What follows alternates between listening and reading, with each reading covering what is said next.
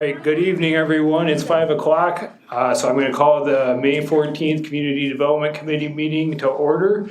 Julie, can we get a roll call?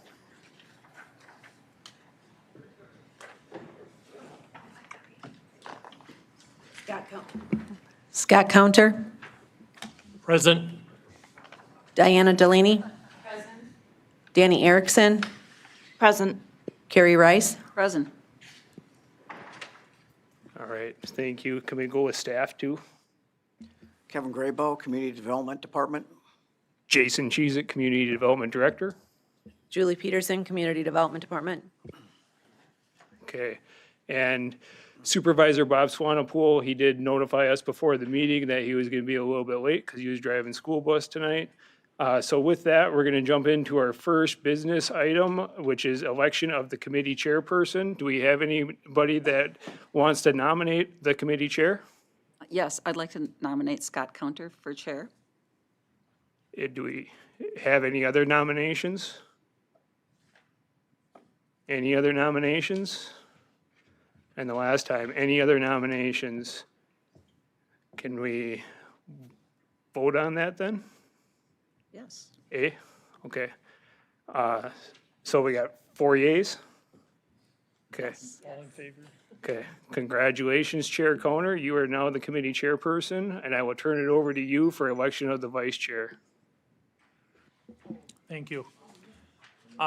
So if we have any nominations for vice chair? Yes. I'll nominate Carrie Reese for vice chair. Okay, we have it. Nomination of Carrie Reese for vice chair. Is there any other nominations?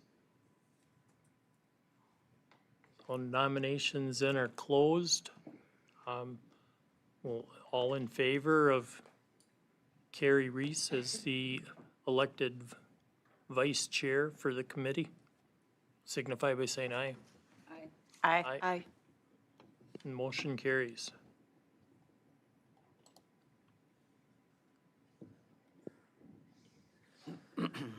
So next on the, for business items on the agenda to begin with is a presentation on conditional use permit decisions. Thank you, Mr. Chair and members of the board. So this is on the agenda just because there's been a lot of interest in one of the conditional use applications tonight, and also it's a good refresher for the committee. This is put out by the Center of Land Use and Education, and that which is through UW Stevens Point by Rebecca Roberts and Lynn Markham. And you'll notice that this PowerPoint is a little bit dated, but just to remain unbiased and have a third-party source, they really are very good and at experts and knowing what conditional uses and variances are. So you'll see some of these dates are a little bit older. However, a lot of the information is still very relevant. I'm not going to go through the whole thing because the back part is more about what you would do as far as reviewing ordinances and stuff. But the first half of this PowerPoint really kind of explains what a conditional use permit is, what a ordinance is, and provides some of that general context. So when we look at a county with a general zoning ordinance, there's really two parts to the ordinance. One is the zoning ordinance text itself, and the other is the zoning map. And when we consider a zoning change, like we've got on the agenda tonight, we would be changing that zoning map. When we change the text, that's maybe when we change the setbacks or what the allowed uses are, some of those performance standards, et cetera.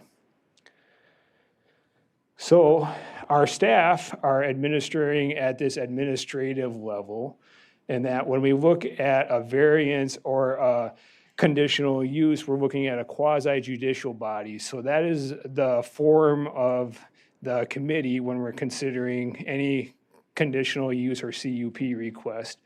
Then when we're looking at drafting ordinances or making an ordinance, then we're looking at the development and the actual legislative side of that kind of government. So conditional uses started out being called special exceptions back in the 1920s. They became known as conditional uses or CUPs in the 1960s. There was a Supreme Court case in 1973 that said conditional uses and special exceptions are the same thing. And then in 2017, conditional uses were actually in the statute and that as the correct terminology. So when we look at any zoning classification, we have permitted uses in our ordinances, which are just allowed, and that because it's zoned that way. We have conditional use or a CUP, which is allowed with a conditional use. The main difference from that permitted use is literally the use could change on that property without any permits. And that, so it's a little bit confusing. And that being that it's permitted, because people think that, oh, I gotta get a permit in order to do it. It's more of just an allowed use. Then when they go for the CUP application, that really provides more, public hearing, more public input, more public awareness. So there's a lot more due process with a CUP. Then, unfortunately, and that we've got prohibited uses, which means that if you want to do that use on that property, and if it's not in the zoning ordinance as a permitted or a conditional use, then it's prohibited and you need to rezone. So that slide there, that who has the final authority to decide conditional use, and here in St. Croix County, that is our Community Development Committee. And any conditional use, and that may be granted or denied based on the requirements in the ordinance. So as you have seen, when we go through our staff report, there's criteria and that from the ordinance that we evaluate all conditional use applications on.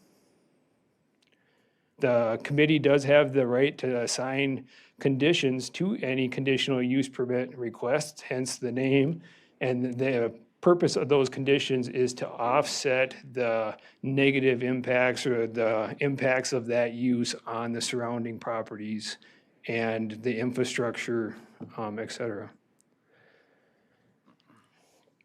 Okay, so here's one court case. It was in All Energy versus Trempealeau County in 2017. The county identified 37 conditions, and that for a silica sand mine, and then still voted to deny the permit based on public health, safety, and aesthetic concerns.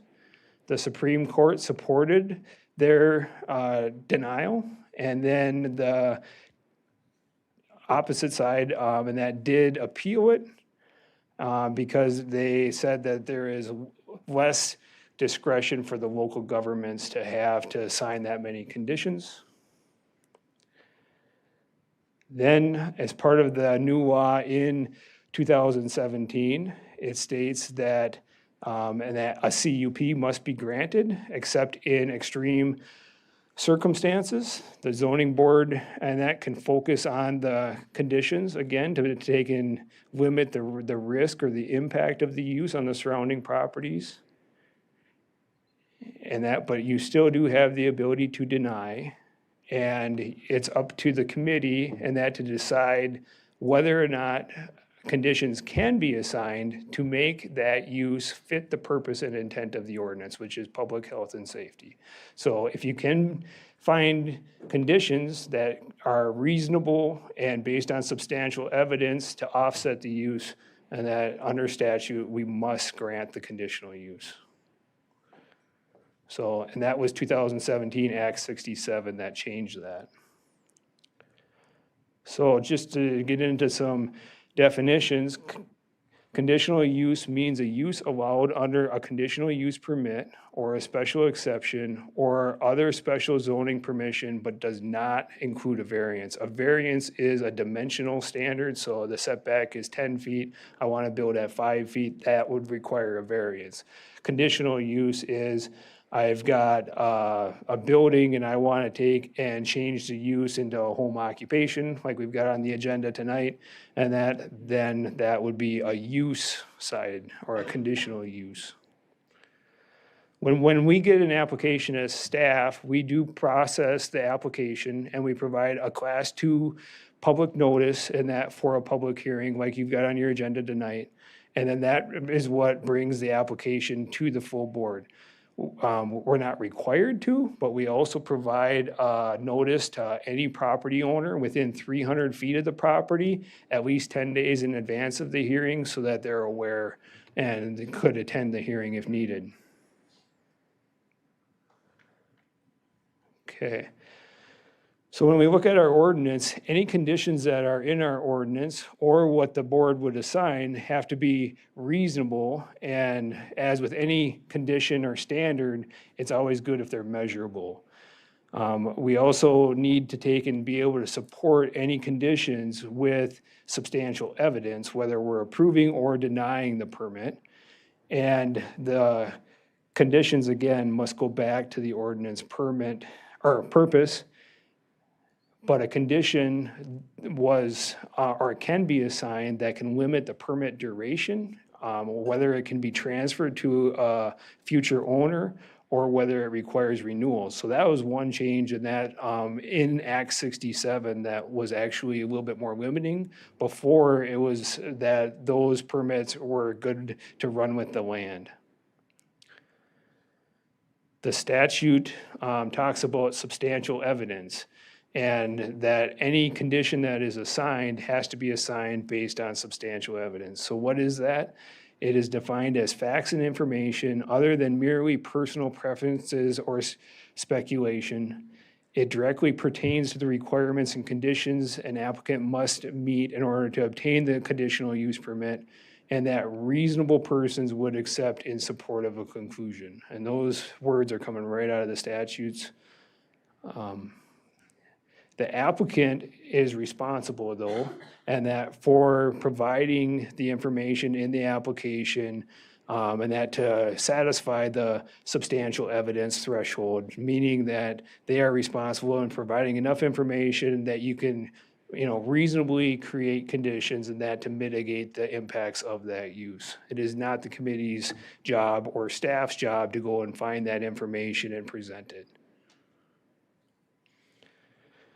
Okay, and again, and that if conditional use applicant and that is willing to or agrees to meet all the requirements and conditions, and that the county, or if it was at a town level, would be required to grant the conditional use. So EcoSite LLC versus the town of Cedarburg was a conditional use that was appealed up through the court system. The town board voted to deny the conditional use for failure to meet the 3 CUP standards highlighted in yellow above, which is welfare, compatibility with adjacent land, and not impeding on the surrounding property development and improvement. And basically at the hearing, the town voted to deny the conditional use because there was public comment about loss in value to surrounding properties, particularly given to the rural and nature of the property.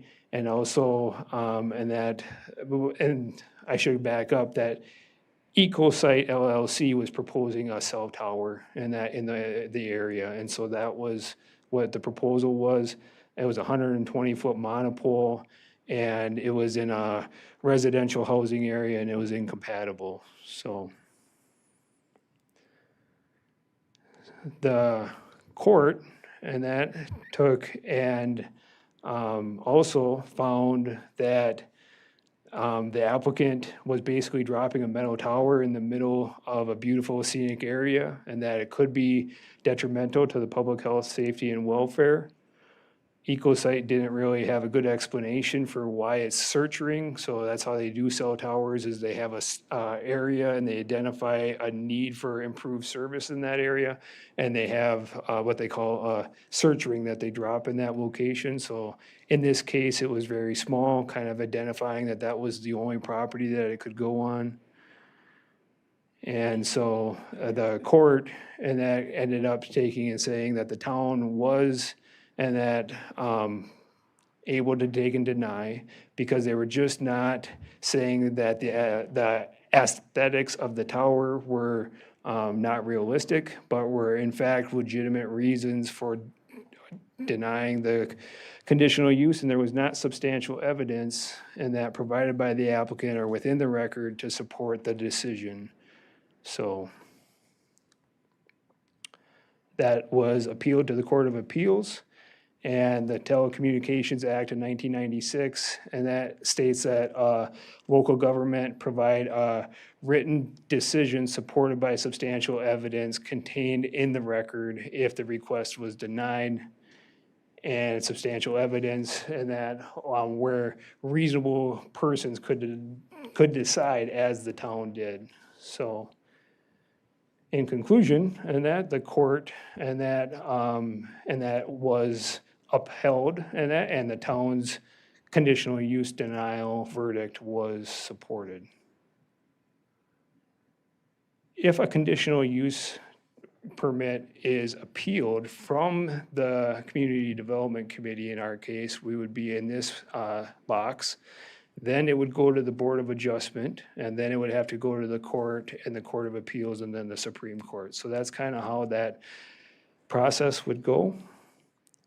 This is another court case, and that we've got a pretty full agenda tonight, so I'm not going to dive into it too far, but it was basically that for a shooting range, and they had concerns about safety, and to jump down, they took and were denied, so the town was not supported in their findings of fact because they didn't create a good record. So as with any of these applications, our staff bring to you findings of fact, conclusions of law, and that could be used to support an approval or denial. And in the case here, Delafield did not have any of those facts to base their conclusion off from, and so the court said, you don't get a second chance to create another record, you don't get to create this data again, and so it's important that you create a good finding of fact and conclusions of law document as part of your action to vote on any conditional use application. And so then from here on out, it talks more about ordinance review and that kind of process. We've done a lot of ordinance work in the last year and a half here, so I'm not going to jump into that, but I thought it was important to kind of talk about conditional uses. Is there any questions from any of the committee members? Okay. Thank you very much.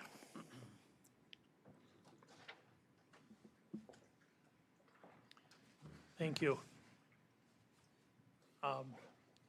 Next thing on the agenda, what we'll do is approval of the minutes from the previous meeting of March 19th, 2026. Did everybody on the committee get an opportunity to look at the minutes? They look okay? Okay. Seeing no comments for change, we'll move those forward as approved. For this evening on public comment, how we're going to do this is we have several public hearings that we're going to work through first. Once those public hearings have been completed and those business items for those are complete, then we'll move into on the other agenda items, which we have, we'll be able to do public comment for each one of those as they come due towards after the public hearing process is completed. So, is there any objections from the committee? No objection. Okay.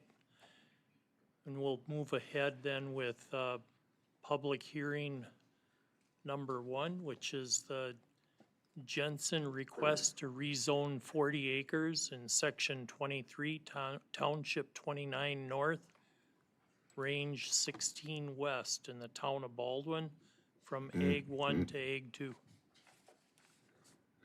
Good evening, Mr. Chair and committee members and new committee members. My name is John Hilgers, Senior Planner with Community Development Department, and I will be walking through the first hearing for tonight. This will be about a 5 to 10 minute overview, which we do for most rezonings, just to provide context for the public and committee members.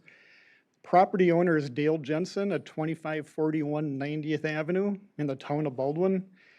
And the applicant is seeking to rezone his property from Ag 1 to Ag 2. And in the background, we have Ag 1 zoning permits ag uses and limits development density to 1 unit per 40 acres with a 3-acre lot minimum. The property owner desires an Ag 2 zoning classification in order to put a second dwelling unit on the 40 acres. Ag 2 allows 2 units per 40 acres. The owner desires to sell the existing home on a 3-acre lot and build on the remaining 37 acres. Real quickly, we'll just go through some site location maps. Tip of the red arrow, the blue box, is the subject property. It's located 3 miles north of Woodville and Interstate 94, which runs east-west on the map. The closest cross intersection is 90th Avenue and 250th Street. Taking a closer look at the property, you'll see the 40 acres highlighted in blue. Large stand of pine trees on the north and east sides of the parcel. Wetlands exist in the southwest corner. The current homestead is located off of 90th Avenue at the top of the parcel. And as you can see, the surrounding area consists of primarily ag uses, including lands for cropping, livestock facilities, and then scattered homesteads. This would be the proposed certified survey map if the rezoning is approved. It shows the 3-acre parcel that would encompass the existing homestead. Lot 2 would be created for the remaining 37 acres, and in conversations with the applicant, the second home would be located just to the east of the existing home, about 300 feet from the east property line. Just taking a look at surrounding zoning. In the town of Baldwin, it's a very ag-centered township, and you can see primarily the lands around this area are zoned either Ag 1 or Ag 2 currently. Under statute in Wisconsin, official zoning maps and ordinances or amendments such as the rezoning tonight are required to be consistent with the local unit government's comprehensive plan. And basically, a comprehensive plan is a series of maps, goals, and objectives that guides a jurisdiction's future growth. So really, it's their vision for how they see growth to take place. So in taking a look at what the town of Baldwin's comprehensive plan says with this property, we have the future land use map highlighted, which is part of their comprehensive plan. And you can see at the point of the blue arrow, the subject property. The town of Baldwin comp plan guides us for future agricultural farmland preservation. The narrative of the Baldwin plan, which is taken right from the plan, states that areas in this category are intended to protect productive farmland in ongoing agricultural operations. Lands within this designation should be used and managed in a way that allows them to qualify for farmland preservation zoning districts under statute. And in the agreement we have with the state of Wisconsin, in St. Croix County, those 2 districts are Ag 1 and Ag 2. Together, these zoning districts support long-term agricultural use by limiting development density and reducing pressure from non-farm development. So again, Ag 1 is 1 unit per 40 acres, Ag 2 is 2 units per 40 acres, and these are acceptable densities for preserving farmland. So the request before you for Ag 2 is consistent with the town comprehensive plan. Likewise, St. Croix County has a comprehensive plan, and as part of that plan, we have what we call a farmland preservation plan. And within that plan is a map that scores different properties throughout the county. And these maps are used and scored to be categories that are judged for soil characteristics, soil productivity, parcel size, and then parcels are scored. And then they're shown on the map if they would be qualified for Ag 1 and Ag 2 zoning. And that is a big deal because these zoning districts are certified by the state to promote long-term ag, and then in qualifying them for income tax credits in participating towns. So taking a look at the FPP map or the farmland preservation map, again, the subject property is at the tip of the blue arrow. And again, it is included in the farmland preservation plan, which would support Ag 1 and Ag 2 zoning. If you took this map and blew it up to show the whole county, pretty much the east half of St. Croix County would be within the farmland preservation plan map. That makes parcels eligible for Ag 1 or Ag 2 zoning.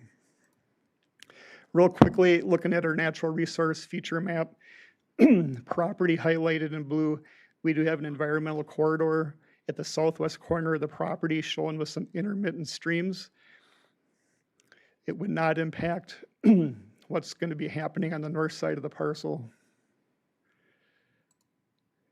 You'll see here we don't have any navigable waters or floodplains on the parcel. And then this map has a couple of keys that shows the areas with the green hatch that shows productive farmland based on the soil data with the county and the USGS service. And then we show colored areas that show steep slopes to make sure that we aren't impacting steep slope areas. And you see that there are not any significant areas of steep slopes on the property. Next, taking a quick look at the governmental agency review, the Town of Baldwin Town Board did recommend approval of the request back in December of 2025.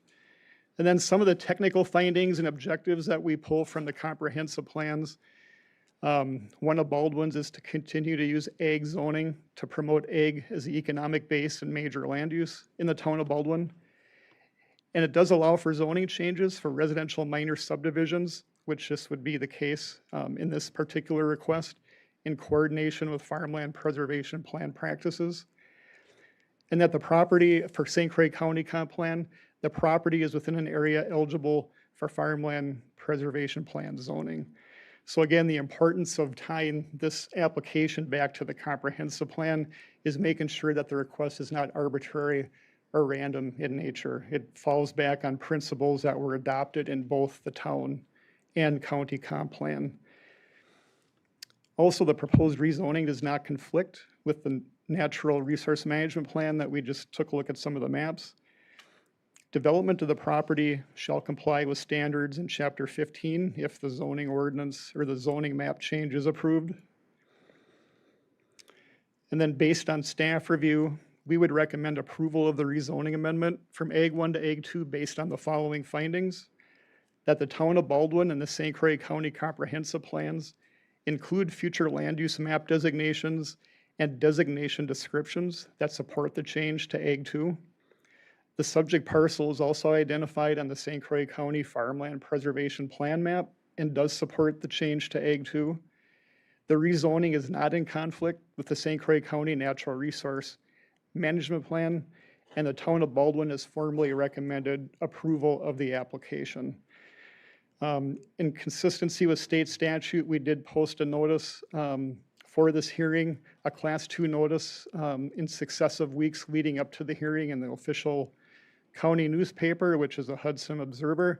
We also sent notices to property owners within 300 feet of the subject parcel. And as of 4:30 today, we have not received any public comment. That concludes the overview of this request.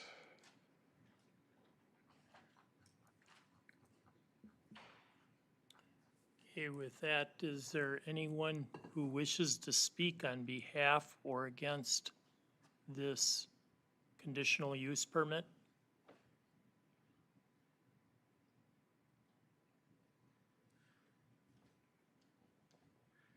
Just to clarify, Mr. Chair, it's a rezoning application. I think you had mentioned Okay, conditional use thank you. permit. Yeah. Yep. Does anybody from the public that's here wish to speak on behalf or against this rezoning application?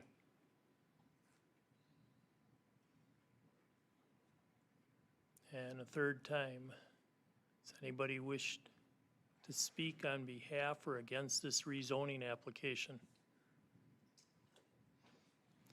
Hearing none, we'll close this part for the public hearing and move on to general business item number 1,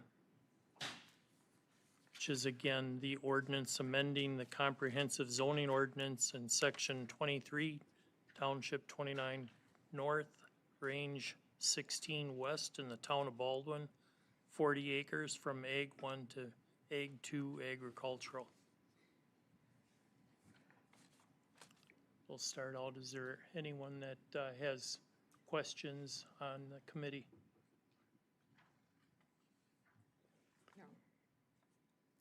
No.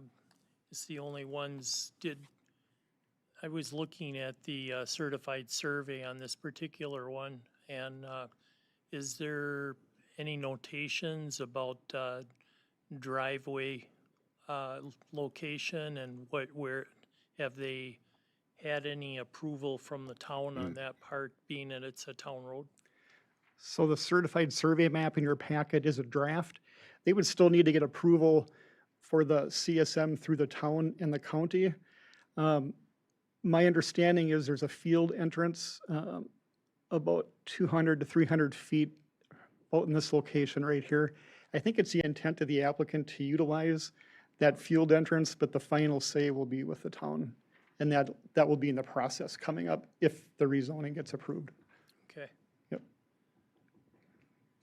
And then just for clarification, we're just looking at they're doing this as a one-time subdivision, so it would just be these two lots in the 40. They aren't looking for a step. Is that correct? Correct. Okay. Is there any other questions? Mr. Chair, I move that we approve the ordinance amending the comprehensive zoning ordinance, section 23, Township 29 North, Range 16 West, Town of Baldwin, 40 acres from Ag 1 agricultural to Ag 2 agricultural. Motion, do we have a second? Second. So, second from Danny it is. Thank you. And Carrie had the motion. Is there any discussion? Seeing none, all in favor signify by saying aye. Aye. Aye. Aye. Aye. Any nays? So moves unanimous. Thank you. So at this point, we'll move on then to public hearing number 2, which is a conditional use permit request for Davis in section 5 of the town of Katy for a contractor storage yard.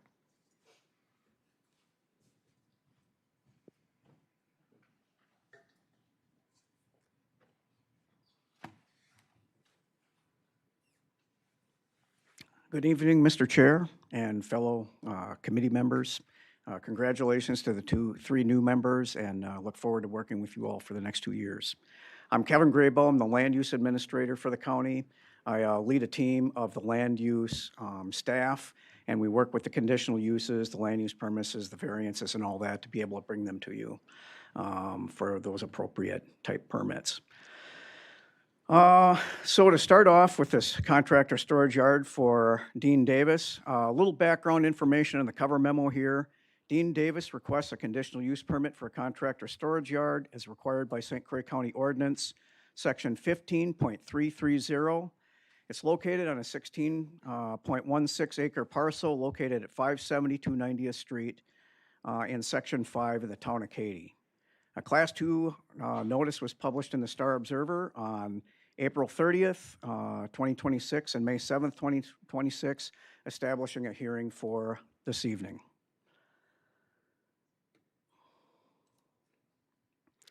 So to start the staff report, again, boilerplate information, the applicant is Dean Davis, the site address 572 90th Street in section 5 of the town of Katy.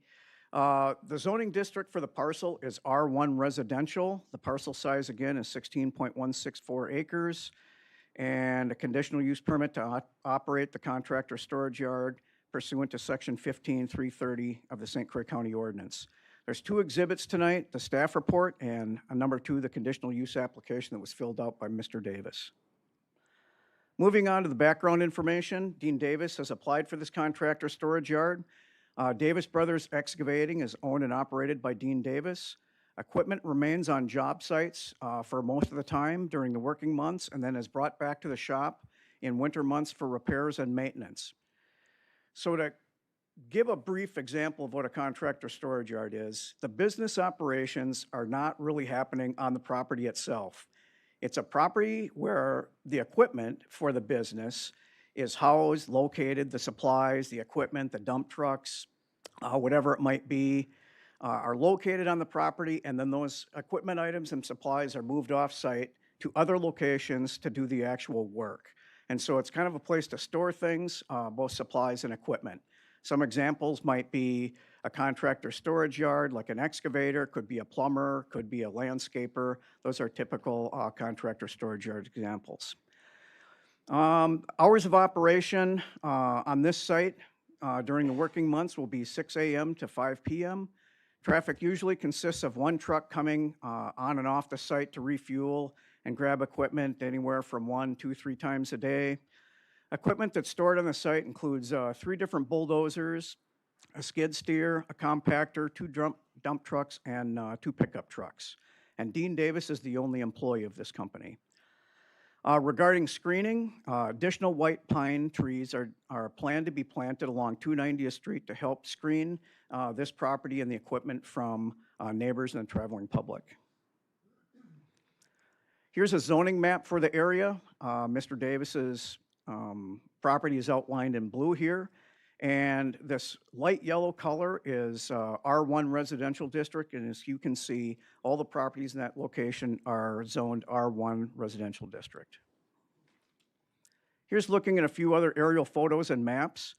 This is a 2022 aerial map for this section of the town of Katy. But what's interesting on this is just looking at the environmental impacts of what could be on the property and what's not there. And so looking at this, there are no mapped wetlands, there's no floodplain, there's no steep slopes. The property is located within a shoreline overlay district, but with that said, the parking area that you can see right here, if you can see my cursor moving, that is located at least 200 feet or more from the ordinary high water mark of this pond that's located to the northwest. The setback for structures such as parking lots and other structures are 75 feet from an ordinary high, so we're well outside that minimum setback area for that parking area. Here's a little bit of a close-up with an aerial map, again showing the pond up to the northwest. He will have equipment storage on the west side of the shop, and he will also store equipment on the north side of the shop. And then with this shop, he is allowed to bring his equipment in and do his own repairs and maintenance and all that on his own equipment on this site. Here's some language from the ordinance in section 15.330.2 pertaining to contractor storage yards. Operation standards, it talks about the applicant shall maintain the property in a neat and orderly manner. Activities are limited to the storage of equipment and vehicles for off-site use. No manufacturing, retail services, or other businesses shall take place on the same lot. In the R1 and R2 districts, the hours of operation shall not occur earlier than 6 a.m. Or later than 7 p.m., and so he falls within that with the 6 a.m. to 5 o'clock p.m.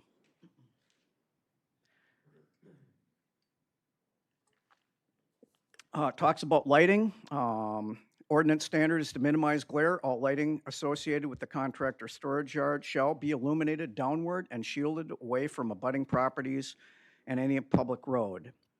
So in this particular case, there are lights on the building being directed downward above the doorways, but there are no additional outdoor lighting that's planned for this site at this time. Talks about screening, and this is where Mr. Davis has stated he will plant white pine trees along 290th Street to help with screening. In chapter 15.170.4.b, these are standards that are applicable to all conditional uses. I can read through them if you want, or if you've read your packet, I can just kind of go through there. These are just conditions that require go through with all permits. Moving on to agency reviews, no comments have been received at the time of the submittal of the packet, nor have they been by tonight's meeting. We have not heard any comments from the town of Katy.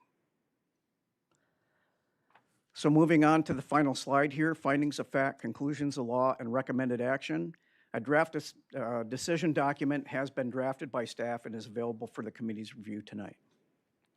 Do you have any questions pertaining to this request? Yes. Could you go back to the map and show us the driveway area?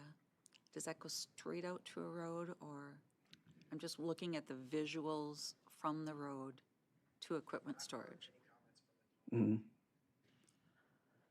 So he's going to plant trees along here. We're getting an echo. Does anyone know? Oh, somebody's got their thing up, yeah. Okay, Sorry, that's okay. okay. So going back to, I'm just looking, there's a driveway, but where Yep. are we relative to any view from the road and where the equipment storage is? It looks like it's all very set back. Yep, so I think I'm understanding the question. The trees will be planted along here on the west side of 290th Street. Okay. Yep. And we have to be careful to not have too much screening by a driveway entrance, especially with big equipment, so that sight lines and things can be established so people can see. Okay, But other than that, the whole eastern side there of the property will be white pine trees planted. all right, thank you. Yep.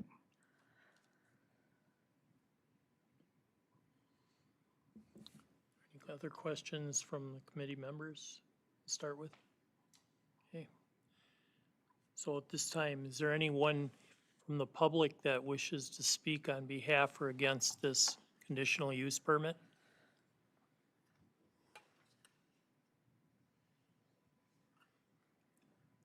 We'll ask a second. Does anybody wish to speak on behalf or against this conditional use permit?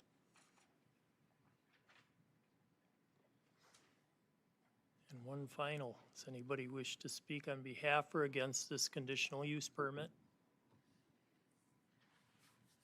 Seeing and hearing none, then we'll close this public hearing and move into general business item number 2, which is a conditional use permit request for Davis in Section 5 of the Town of Katy for a contractor storage yard.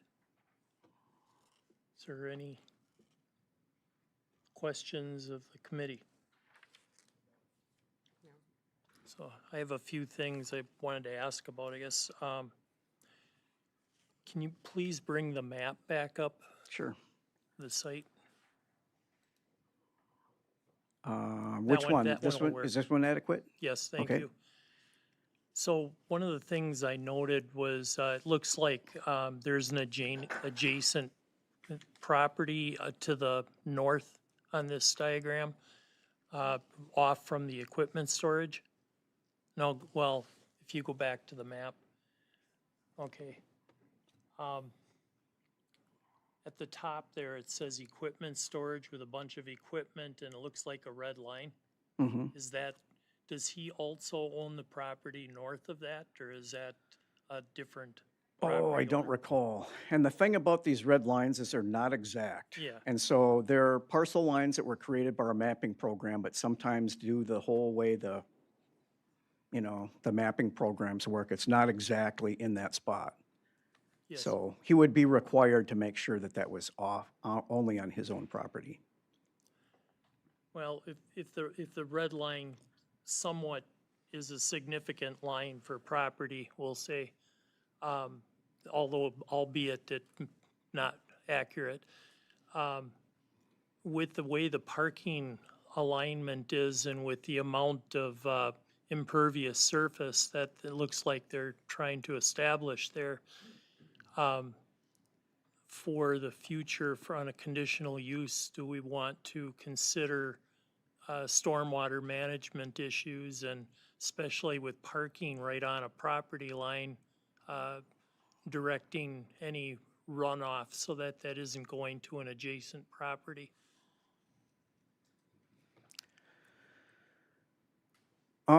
That could be valid. One thing that he might be able to do if it was, you know, appropriate with the committee's thoughts would, if the drainage were to go to the north there, that he could be required to just like build a small berm or something like that. I mean, he's obviously got the equipment and everything to be able to do that, just to make sure that that property is not leaving the site going to the north.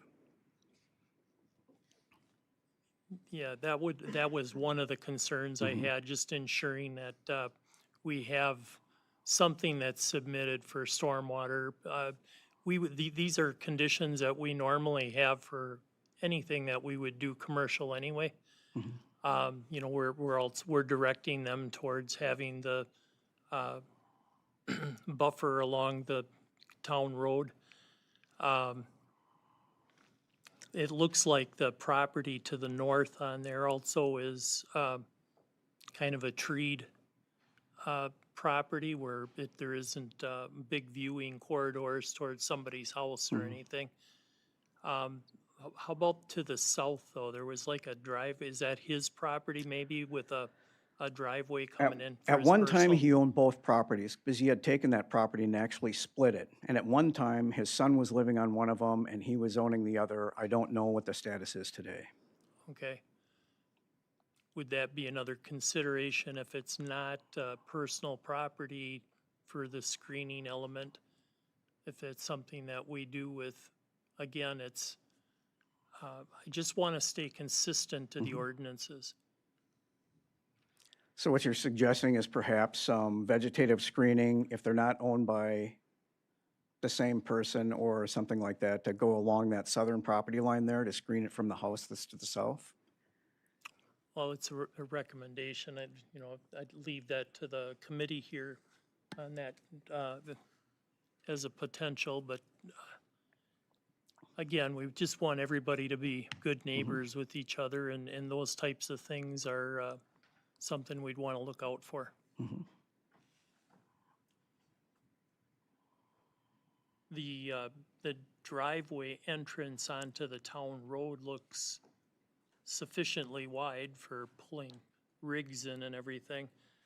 And you had mentioned that any lighting there would be dark skies compatible. It has the town, you said the town on this one hasn't done a review at this point? I don't know if they've done a review. All I know is we have received no comments. Okay.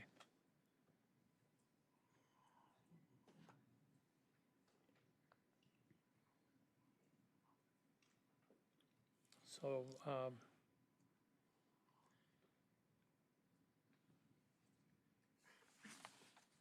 typically, we request for the towns to have some input into these before we make a call on it, but I guess, you know, if the three things I think I'd want to consider, have the committee consider would be, one, dealing with that stormwater, potential issue for stormwater as one for both the parking areas, and also considering the amount of impervious surface that there's no detrimental impact to any other areas. The second one was conditionally approve it based on no negative reasoning from the township.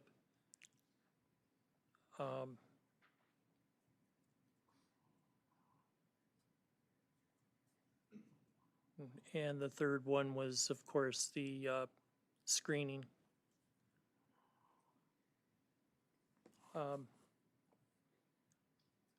We would assume that, again, the township, if they're doing their reviews, they would be doing a driveway impact review, being it's a town road.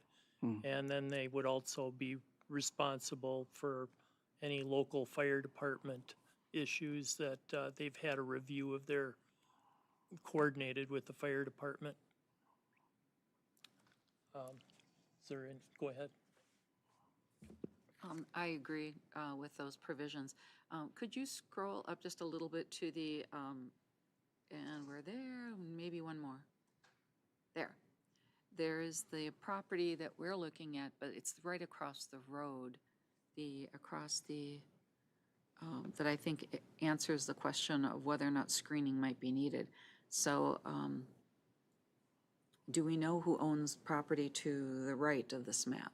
Is it the same? I do not know. Nope. Because that would be, to me, the only impact that screening might have. No, and that's the one that he said they were gonna do. Yeah, okay.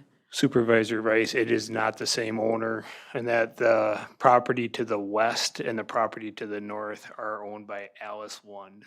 Okay. And we've heard no objections. All right, I'm ready.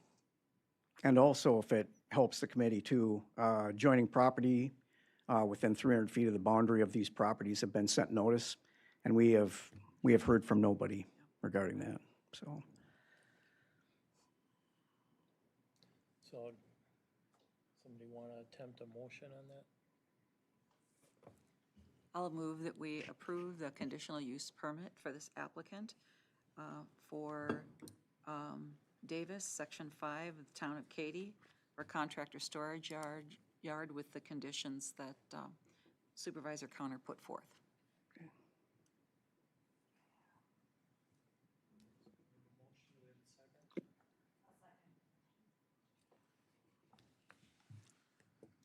We have a motion from Supervisor Rice and a second from Supervisor Delaney. Any discussion? Seeing none, all in favor signify by saying aye. Aye. Aye. Aye. Aye. Any nays? So motion carries unanimous. Okay. Thank you. Yep. So we'll move on then to public hearing number 3. We have a conditional use permit request for Born Trigger in Section 2 of the Town of Ogali for a major home occupation. Thank you, Mr. Chair. As you said, the third hearing tonight is for Andy Borntrigger, and he's requesting a conditional use permit to operate a major home occupation, actually a general store, under section 15.285 and 15.345 of the Chapter 15 County Zoning Ordinance. The property is a 26.437 acre property located at 557 250th Street. The parcel number is 008-1005-30-0001 in the town of Old Galley. The proper Class 2 notice was published in the Star Observer on April 30th and May 7th for tonight's hearing. And the adjoining property owners within 300 feet were also provided notice on that at least 10 days before the hearing. The property is zoned R2 residential, and again, the applicant is wanting to establish Hidden View Country Store, which will sell home and farm related products. The items that they would like to sell would be bought in bulk and then divided into smaller quantities, and this would include cooking supplies, baking goods, farm eggs, general hand tools, and horse supplies. The purpose of the store would be to to benefit the local Amish community by reducing travel on the roads for their needed items. The hours of operation, since they would be not hiring any employees and only using their family members, would be Monday through Saturday, and that basically sunrise to sunset when somebody was awake and around. And they don't intend to have any signs on the site. But one of the things that we heard from the town of Old Galley is that any signs be set back at least a minimum of 35 feet from the center of the road so that it's off the right of way, and they would not be illuminated either. So they expect that the deliveries bringing in supplies would be bi-weekly, and there is enough room on site for the trucks to be able to make the delivery and any patrons and that to be able to park. And the use is consistent with the R2 zoning district, and that because general store or business like this is listed as a conditional use permit, and the applicant claims that it will not be a nuisance and it will not have any negative impact on the surrounding property owners or affect the public safety and welfare. Here is a zoning map, so you can see that the property is R2, pretty much everything around it is as well.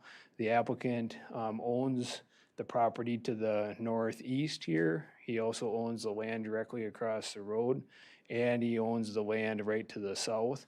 The parcel a little bit farther south here, this is I-94, so the road actually comes down here and it dead ends. So he's on a dead end road, 250th Street. Here's kind of a way zoomed out aerial of the village of Woodville, where the property is, and that where the road dead ends, and it's right along I-94. So the property doesn't have any shoreline overlay. There's no mapped wetlands on site. There's no floodplain, no steep slopes, so there's really no environmentally sensitive areas. Here is our pictometry imagery and that of the site. So here's the house, here's their farm buildings surrounding. The proposed use would be conducted and that completely within the existing buildings. In my presentation earlier, I mentioned about the criteria or the standards in the ordinance that any conditional use permit would have to comply with. I'm not going to read through all of these just for time purposes, but A through J here, and that would be what we would be evaluating the applicant on. The town of Eau Gallie has weighed in on this request, and so they suggest that the signs be set back 35 feet from the center of the road, that any trucks are unloaded on the property, not on the road, that any deliveries would obey any weight limit postings and that, like in the spring when we have soft roads. Any of the public parking would be off the road, and that they would pass a fire inspection by United Fire, which is the department that serves this property. And that concludes the staff report. We've got a finding in fact and conclusions of law document and that we can share with the committee. But if you have any questions, I'll turn it over to the committee and any public comment first.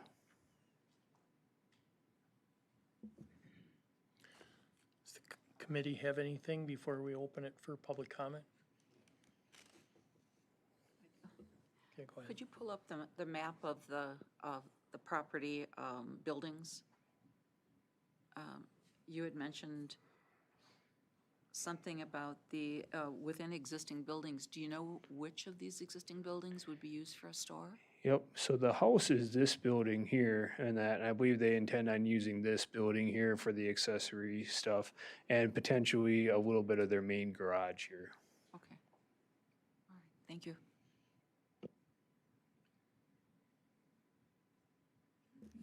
Anyone else on the committee before we open it for public? Okay. And we'll open this then for public input. Does anybody wish to speak on behalf or against? Okay, come on up. As you come to the microphone, please state your name and address and go ahead. My name is Jenny Lee Hurtis, and my address is 579 250th Street. My property is 300 feet from this property. We got the notice 10 days in advance. I have been told by 3 other people that live on my street that this store has already been in operation for quite some time. And I have a camera in front of my house, and the buggies have been coming by more frequently. There have been more straight trucks that have been going by my home also. I also know that they also have a permit for a sawmill at this residence also. So I worry about the sanitary of this store. Why would they need 26.437 acres to have a store in? Wondering how they're gonna keep all the stuff that they're selling sanitary for people to buy. Is it going to be a public? Is it just Amish? Is it going to be up to code for their buildings? I think that it's taking away from the small town businesses, putting this on our road. I worry about the semis that are already going up and down the road from the sawmills. And they don't go very slow. And then adding more buggy traffic to that could cause a bad mix-up, and I do not want to see that in front of my home. The increase of more horse manure on the road, if I have to clean up after my animals, they don't ever clean up after theirs. And there is an ordinance, chapter 69.05, that they should have manure catching devices on their horses. I worry about with the increased traffic on the dead-end road, will this increase my taxes to have to fix the roads more due to the metal wheels and the heavy trucks that are be going up and down my road? And I worry about the bridge that's also on our road. Who's going to fix that if it's having heavy loads going across it? There's also a school bus that goes up our road for students that live up the road. I worry about if there's going to be issues with the school bus coming up and down and all the traffic of buggies and trucks. If there's an emergency at this store, how are they going to get help when they have no electricity or phones? And across the street from their home is land they also own, and it used to be our families. It used to be a battery pit, and our road has to test water every so often. And then when it was sold to them, they were supposed to finish the DNR stuff. So I worry about the contamination of that and not being completed with the store and being sanitary. That's all. Thank you. Does anybody else wish to speak on behalf or against this conditional use permit?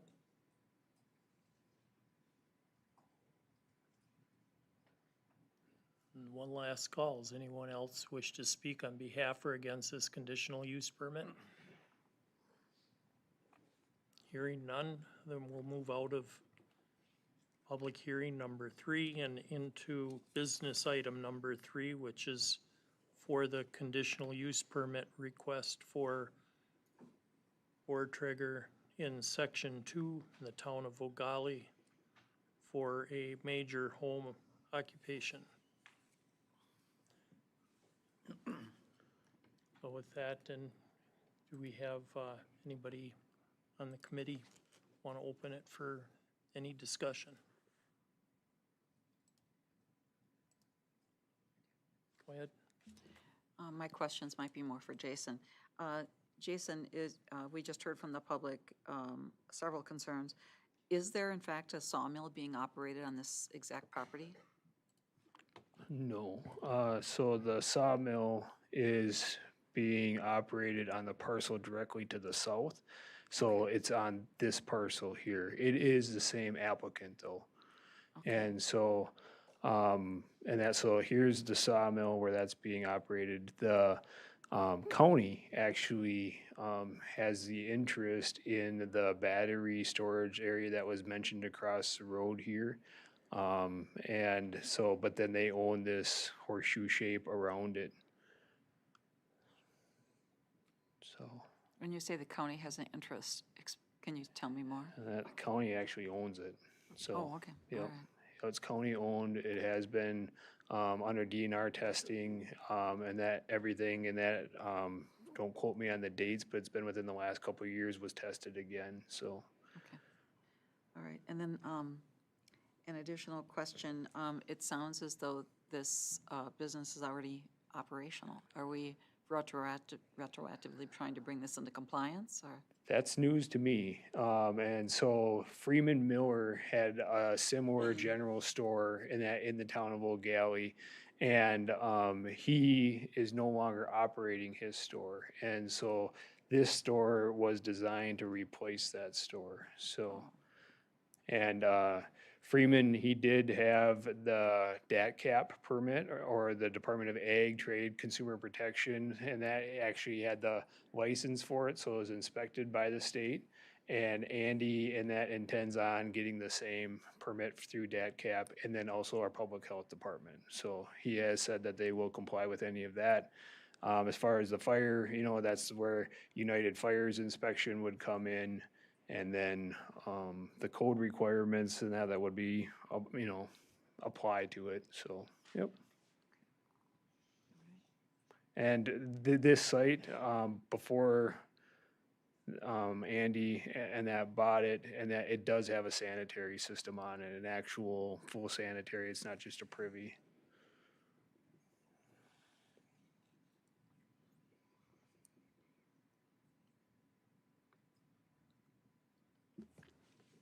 Will we have any requirements for water testing for, or do they have, is it dug wells, or is that a state certified well? Drilled well on this one, yep. So it's not hand dug, so. Okay.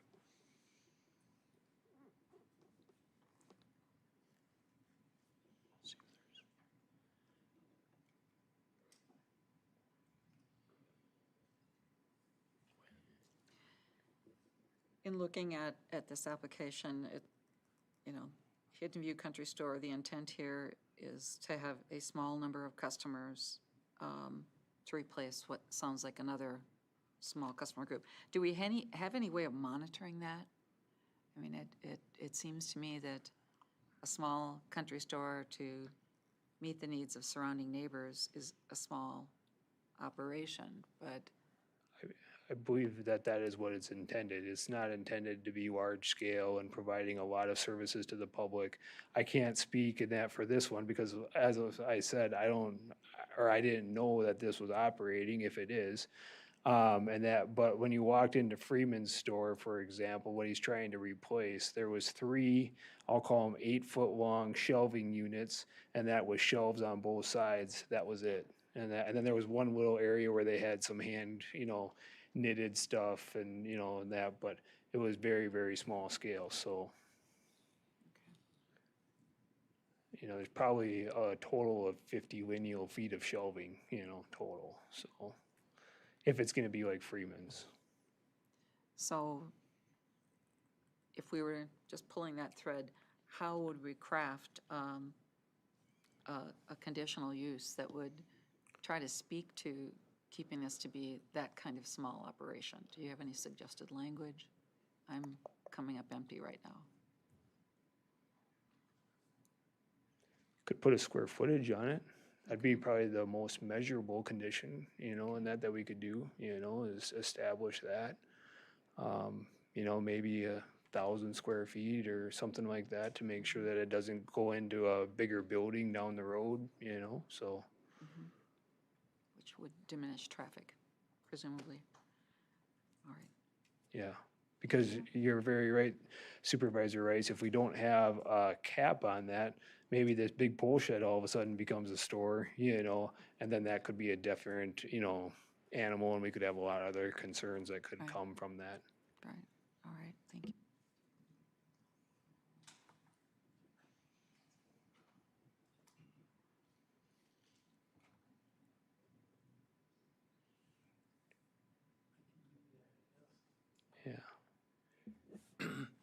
And We I should clarify that a major home occupation currently would limit it at 6,500 square feet, so, but that's still pretty good size. Okay.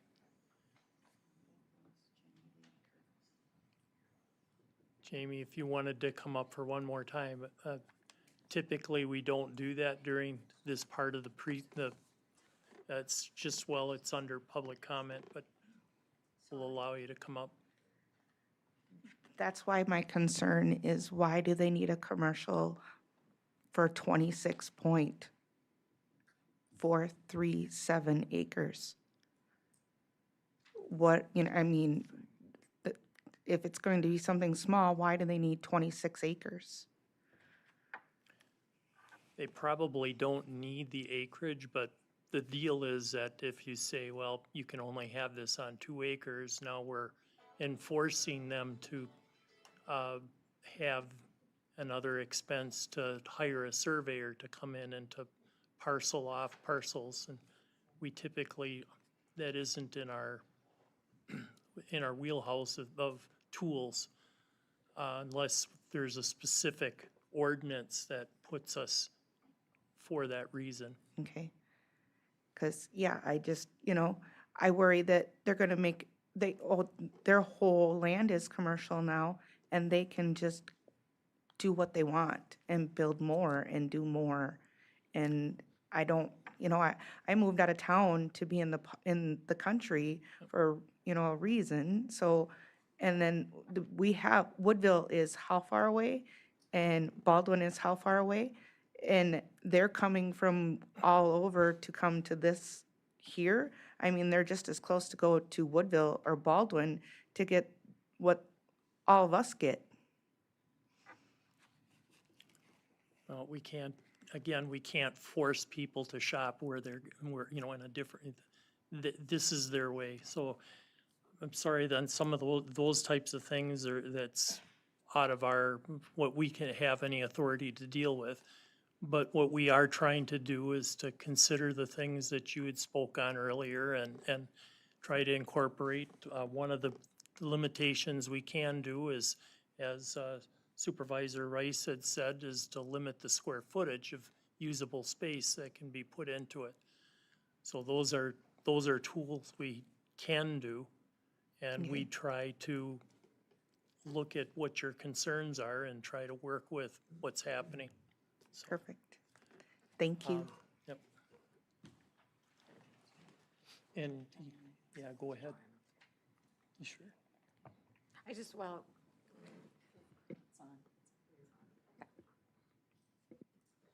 yes, my concern, I just want to make sure that It's red. I just want to make sure that what the town of Eau Gallie has proposed is included in our conditional use permit. That was my only concern. I didn't Yep. know if that was automatic or, No, it's something that we would definitely want to incorporate in. Thank you for bringing that in. thank you. So, and we had O'Galli's, they also talked about the fire, which is one of their conditions, I believe. And then, one of the other conditions would be, of course, the DAT cap, permitting. Correct. And the square footage requirement max. Did anybody else have anything they wanted to add? So look for a motion on this one then. Mr. Chair, would you like to go through the findings and conclusions quick? Oh, of thank that? you, So- yes, I'm sorry, okay. I'm jumping the gun. No, you're fine. So as we identified in the staff report, we know who the owners are. We mentioned a couple times in that about what the property was, that the property was 26 acres. It is zoned R2, and that this is not a rezone, so it does not allow the commercial use to happen on the whole parcel, and that it is limited to the scope that the committee would set. So it's very specific to the general store use too. It doesn't authorize any other uses. And that the applicant applied under section 15.345 and 15.285 of the St. Croix County Code of Ordinances for a major home occupation.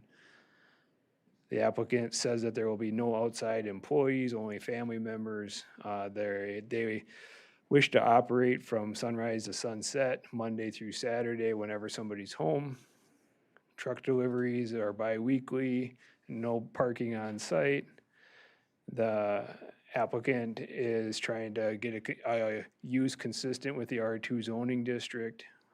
There's no proposed signage and no illuminated signs, but any signs, if they were to build them, would have to be 35 feet from the center line of the road so that they're off the right of way. The applicant believes that the business will not be a nuisance and will not have negative impacts on the surrounding property owners or public health, safety, and welfare. The statute provision in regards to conditional use permits is under 5969 parentheses 5 parentheses E1 of the Wisconsin statutes, and it says if an applicant for a conditional use permit meets or agrees to meet all the requirements and conditions specified in the county ordinance or those imposed by the county zoning board, the county shall grant the conditional use permit. Any condition imposed must be related to the purpose of the ordinance and be based on substantial evidence. So here's where that term comes up again. Does the committee have anything in that you'd like to add to the findings of fact at this point?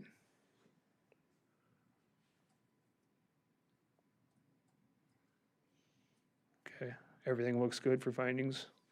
Okay. So then, getting more into the standards, yes, Supervisor Rice. Which speaks to the limitations on square foot.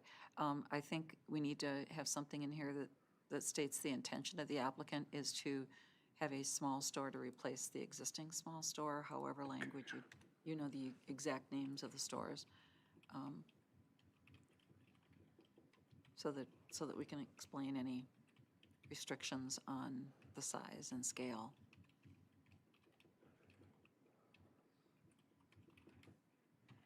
Okay, I think as far as the size, we should do that as a condition down below, so.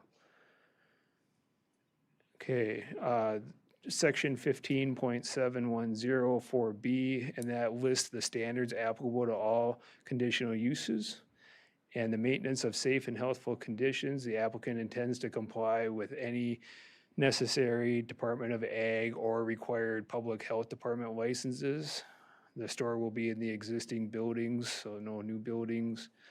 The prevention and control of water pollution, including sedimentation, is that they don't intend on doing any disturbance of the soil or have any nutrient management or nutrient applications, so there should be no impact on ground or surface waters. The existing topography and drainage in that should not be impacted because it's going to be within the existing buildings. There is no environmental corridors or environmentally sensitive areas on site, so it will not be impacting those. The erosion potential of the use on the property, and that's generally a very flat site. There's not a lot of slope, but again, they're not going to be disturbing any of that. And it's currently under ag production. The location of the site in regards to the roads, the applicant has a wide driveway for the trucks to be accessing, and there is ample room to park on site for the customers and deliveries, so there will be no parking or no traffic on 250th. And that the need for the use in that location, and that the Amish say that this is some of the items that they need are hard to find in the local stores, and having this store will help reduce transportation distances, and again, and that they are trying to replace Freeman Miller's store. And that its compatibility with the surrounding lands. The site is on a dead-end road and no neighbors are close by. Again, it's to serve their Amish community and that, but other public would be welcome as well. Very limited impact due to it being within the existing buildings, and the town of O'Galley has given approval. The septic waste in that would be addressed with the existing sanitary system on site. So domestic uses in that, it does kind of fit in that with the nearby domestic uses. The pollution concerns in that, the applicant states that the business will not pollute.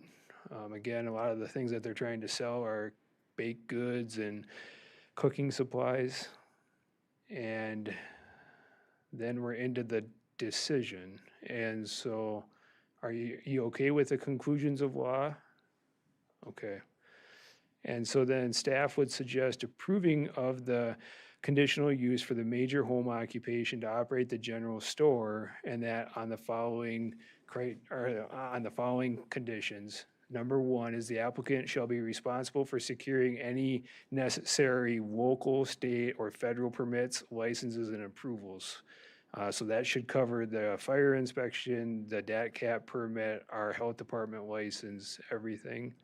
We've got the hours of operation, Monday through Saturday, sunrise to sunset, that there will be no outside employees, that it'll only be run by family members, that the store inventory shall be limited to baked goods, cooking supplies, equestrian supplies, clothing, and limited hardware supplies or tools, that there's no parking on 250th Street.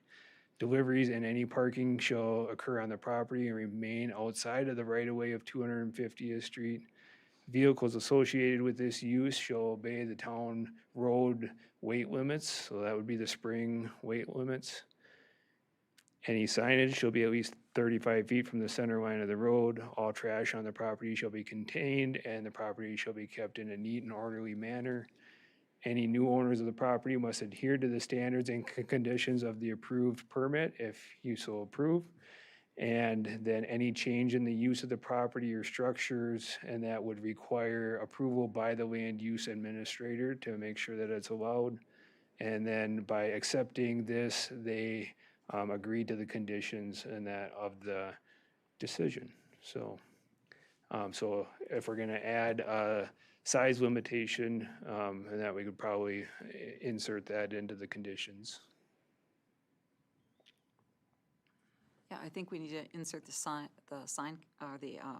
condition. And then, did you capture all of the town of Eau Gallie We did. things? And then, I think you said DAT cap earlier, right? That's already. That was already up there? Okay. Okay.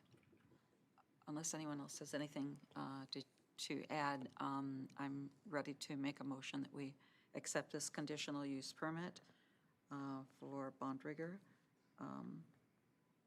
in Section 2 of the Town of Eau Gallie for a major home occupation. Just a point of clarification, if I may, do you have a maximum square footage that you would be comfortable with? You said 1,000, that sounds good to me. Okay.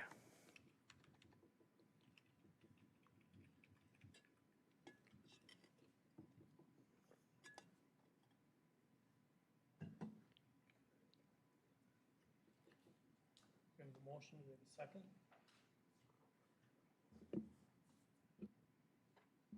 I'll second it. So we have a motion by Supervisor Rice and a second by Supervisor Swanepoel. Any discussion?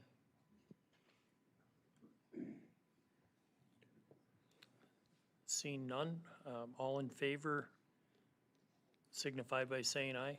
Aye. Aye. Aye. And so motion carries unanimous.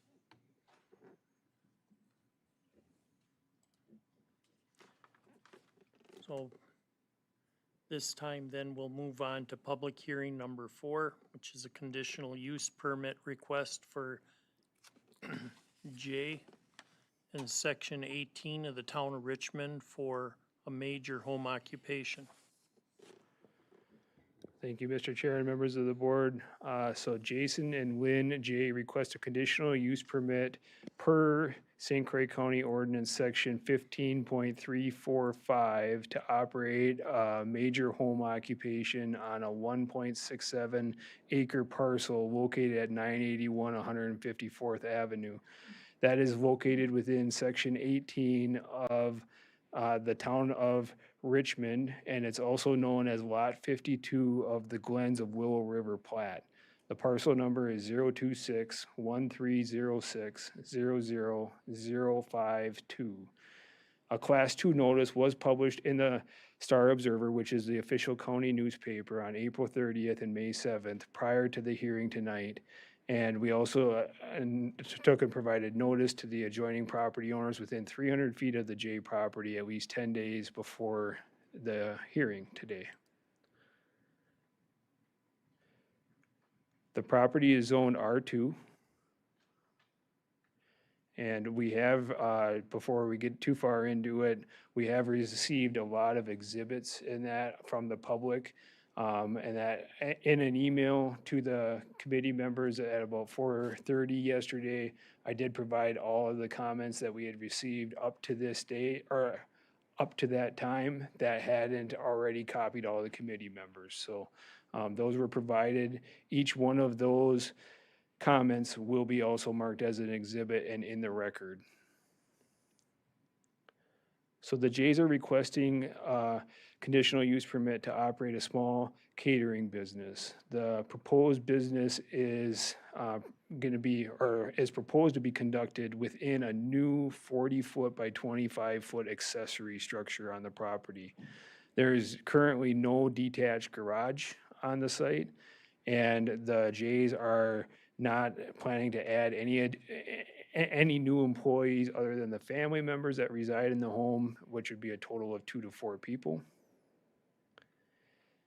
The applicant anticipates catering up to about 30 events per year. The normal season for events typically takes place from May through October. The hours of operation do vary depending on the event, but typically during the weekdays, and that they would be from 9 a.m. to 5 p.m. Monday, Tuesday, Thursday, and Fridays. Any kind of weekend hours would be by appointment because most events are on the weekends. So, but there could be some traffic coming and going, delivering or dropping off. The proposed use and that is proposing to use a holding tank for their sanitary waste. A holding tank is allowed underneath the county ordinance, but the minimum tank size is 2,000 gallons. The reason why a holding tank is being proposed in this situation is because commercial kitchens like this generate what they call high strength waste. And so normal domestic wastewater is like 30 BODs. Commercial kitchens generally go into like 200, 300 BODs. And so the type of system needed to treat that high strength waste would be what we would call an aerobic treatment system. And basically they have anaerobic bacteria in the septic tank to help break it down. And then it would require, a mound system or whatever after that to disperse the effluent. The holding tank being proposed, and that would require a pumper to come pick up that waste, and then that waste would have to go to a wastewater treatment facility where they have all the aerators and stuff and that, so they've got both kinds of bacteria. And so in other words, that waste and that would be handled appropriately underneath the state sanitary code. The applicant does plan to install a high-efficiency ventilation system to prevent excess odors, smoke, and to preserve the comfort and enjoyment of surrounding properties. County staff did conduct a site visit out to the property, so this is relevant because the applicant originally came in and applied for a variance to the Board of Adjustment to have that new accessory building within 100 feet of the neighboring dwelling. And after the Board of Adjustment tabled it, the applicant looked at their other options, tried to move it farther away from the neighboring house, and they have been able to do so. This is just an overview map, so all of these lots with all of these single-family homes are all part of the Glens of Willow River plat. The Willow River is down here, coming through. There is a town road here, and then their property is served by 154th Street, which is also a town road. So this is their property, again, highlighted in blue. If we look beyond the boundaries of the plat, there is a lot of rural agricultural land with scattered homes all around as well. the proposed site plan, and that does meet the right-of-way setback of 50 feet off the right-of-way. So that would be a total of approximately 63 feet from the center line of the road. The holding tank would be proposed on the roadside there for access for the pumper to be able to get to it and pump it, because they'll be doing that more frequently if this is approved. The dimension from the neighboring house here to the proposed accessory building, you can see it's 101 feet or a little bit better, and so that does meet the 100-foot setback. The Jay's house has got a separate sanitary system that is over here off to the side. You can see the dimensions of it there, 25 feet this way, 40 feet in length. Here are some photos by staff. Again, these were in the snow because they had already applied through the BOA for that variance. But the Jay's house is here. This is the neighboring house, and their home is in the back. So this flat area in their yard here is where the proposed building is being proposed. This is kind of standing right here on their driveway where it was clear or black in that picture, and that going towards the neighboring garage. This image is the view facing the south or the backyard. This one here is in the backyard facing west again, but here's kind of those retaining wall and the landscaping that was able to be seen on the aerial. This is the neighboring property to the east. Here is their existing sanitary system, and that coming off the side of the house on the east side. This area here, and that there is some natural area in the back here, that is a drainage easement on the plat. This is the Jay's house here, so you can kind of see, and that from the other side, from the south, and that kind of the natural area and their residence. At this time, the town board has considered the variance setbacks and stuff, but they have not considered the conditional use permit. I believe that they've got it on their agenda for June, but that is still kind of up in the air. Any major home occupation is subject to the standards here. So here, as we mentioned in the last one, they're capped at 6,500 square feet. They're only looking at roughly 1,000 square feet with the 25 by 40 building, and that they need a CUP permit.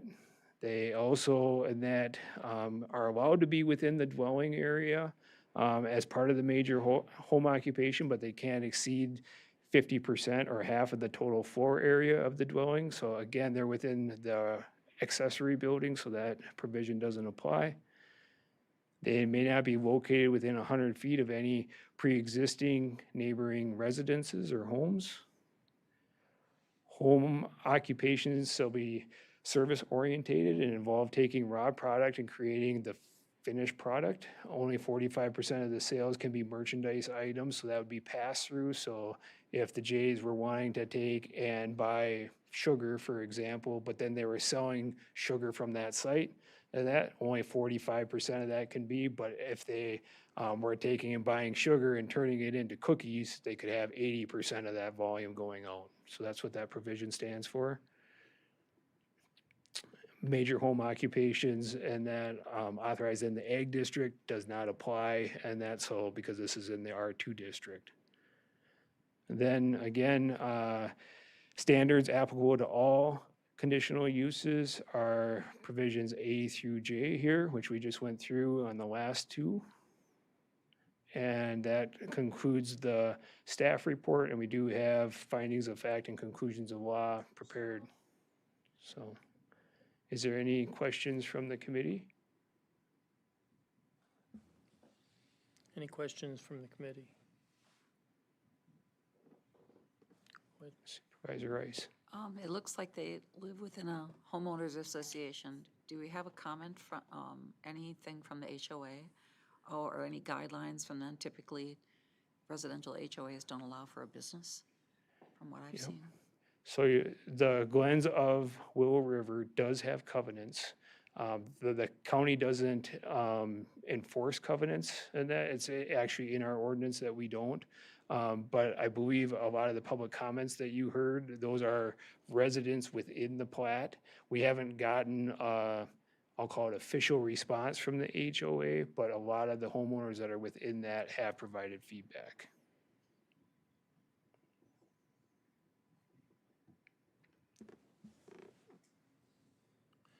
Do you have something to Supervisor Delaney? Oh, okay.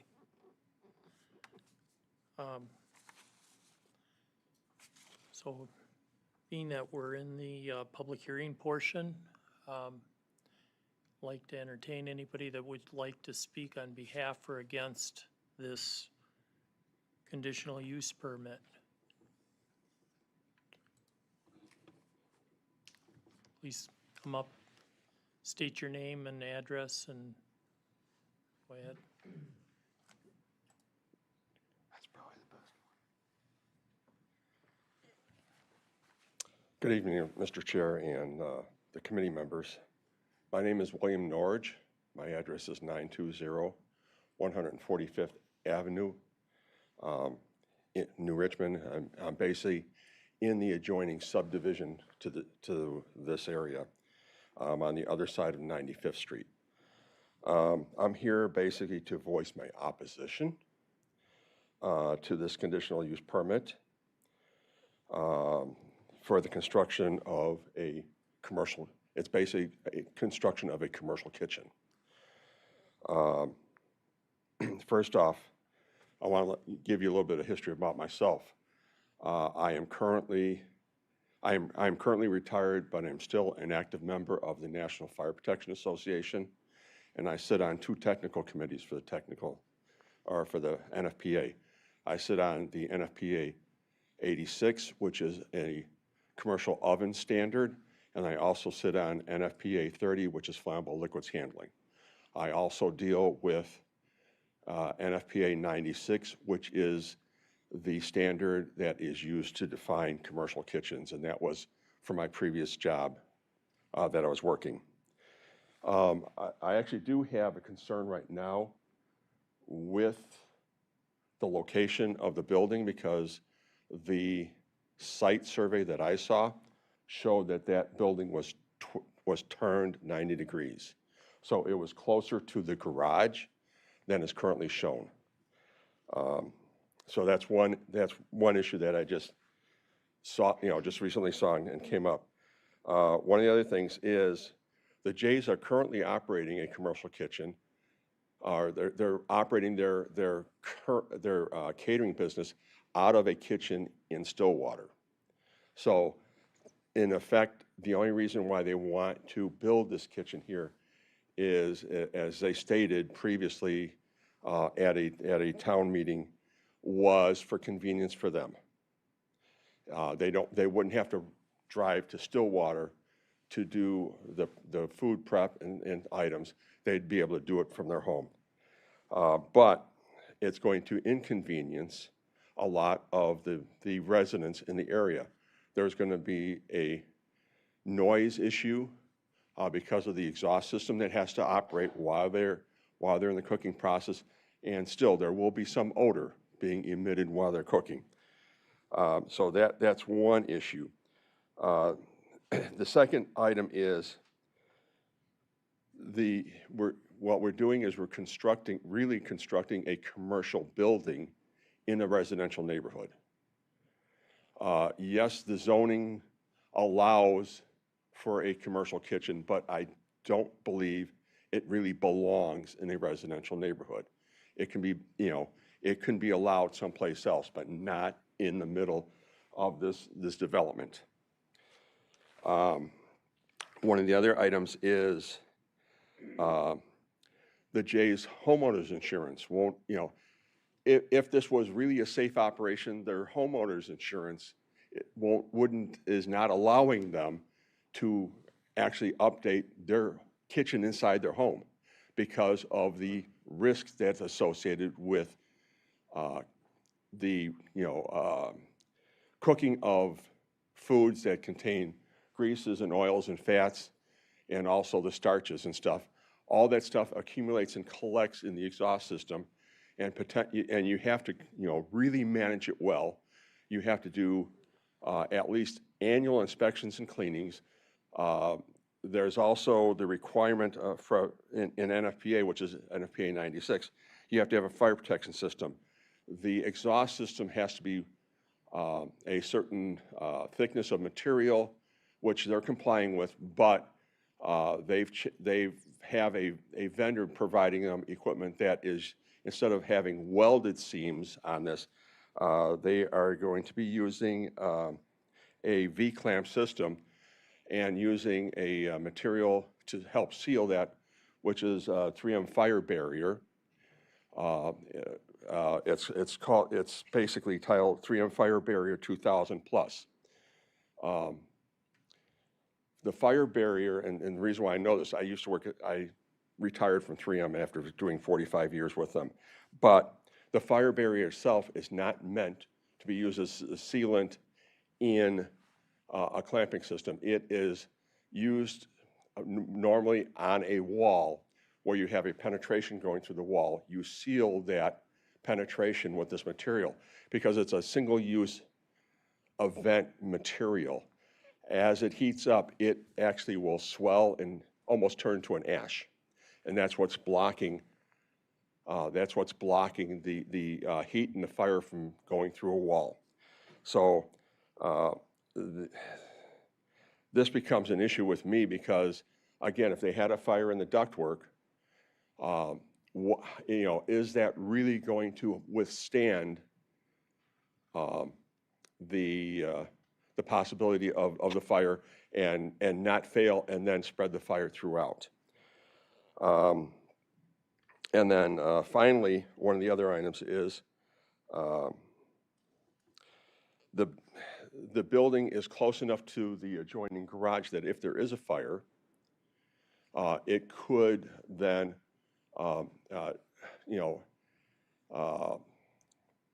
cause that building to catch fire.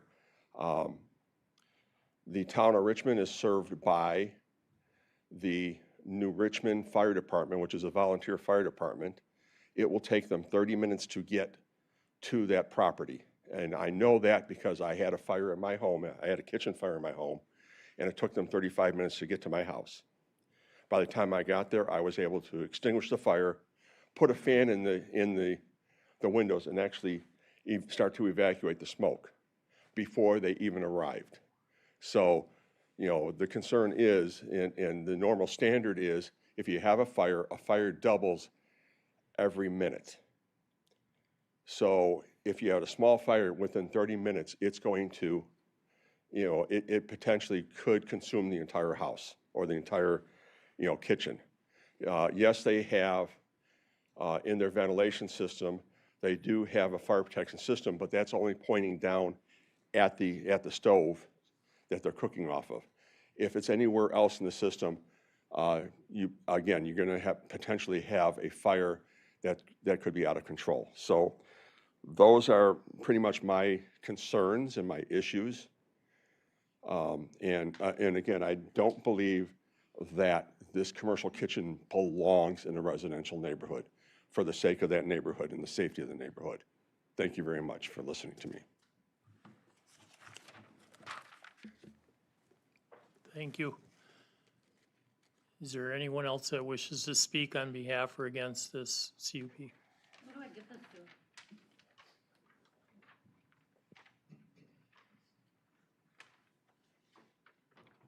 Hi, I'm Ruth Hilfiker. I live in the subdivision. My address is 1520 96th Street.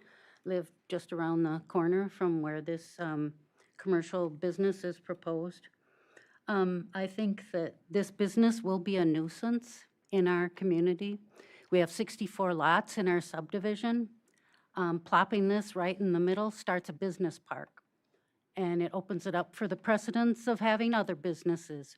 We didn't build in the 5 miles from New Richmond to be placed into a business park.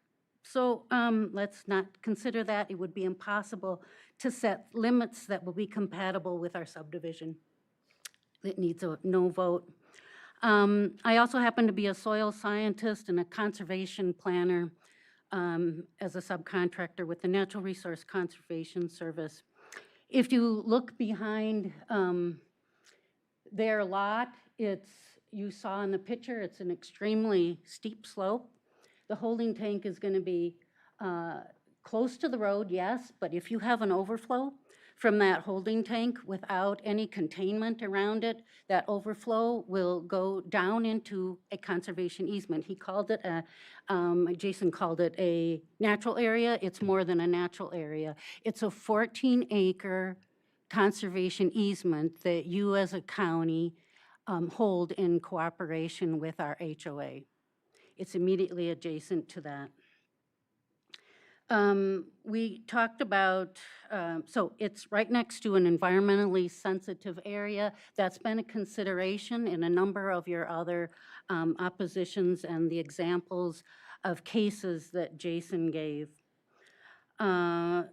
There's a real conflict here with what the Jays have been saying.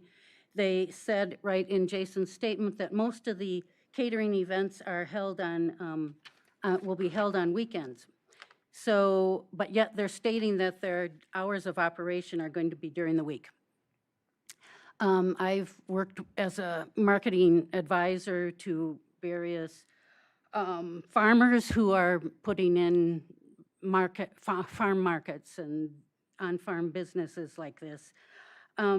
If you're preparing for a catering event, most of the time they are on weekends, so their hours of operation are going to be on weekends when all of us in the subdivision want to be enjoying our properties. Totally incompatible. Also, usually catering events on weekends, it's early mornings and late nights. You know, packing up afterwards and everything. There will be deliveries. They say there will be only a few deliveries, but in my experience in working with commercial kitchens on orchards and such, that is just not the case. So it would be, you know, long hours.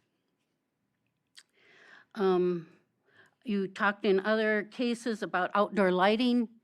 In order to operate and load all their foods early in the morning and late at night, they're going to have outdoor lighting. They would have to, otherwise it'd be considered unsafe for their employees. That will interfere with the lighting, low light desired conditions of our subdivision. Everyone turns their lights, most people turn off their lights at night. And you also talked in other cases here about screening. There is no room for screening between where they're putting their holding tent and our ditch. So we will have no screening where that holding tank is going to be, and no screening between the adjacent property, and no screening between the commercial kitchen and the road either. So this creates a, well, certainly an aesthetic issue here. We have small children in every house that lives, almost every house that lives just east of this property, under the age of probably 8. And they ride their little bicycles all over the place. With increased delivery trucks backing up and everything, that creates a real safety hazard that can't be ignored. It really can't. And then the fire hazards as presented here. So I think we have a real incompatible use. The Jays recently brought this property. This was not something that they had the choice to not buy the property and have their catering business someplace else, but they chose to try to push this through our subdivision. The applicant wants you to believe that this is a simple small home business, but this is misleading, and it is a commercial business that will have extensive hours. They can't be building a building that's going to cost possibly $200,000 and saying it's a small business. So please don't do this to us and vote no. Thank you. Okay, thank you. Is there anyone else that wishes to speak on behalf or against this conditional use permit? Come on up.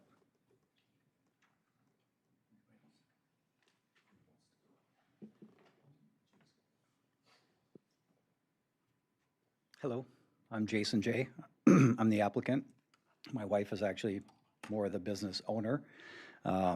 I'm a support for her in that aspect and help her do the catering. She's been at a Lutheran school for 14 years, operating the kitchen and the lunch program, so she's been very familiar with the process. She's never had an incident in the kitchen. She's never had to use the fire suppression, not to say that that could never happen. You could have a fire at any house in the neighborhood at any point in time. We understand that.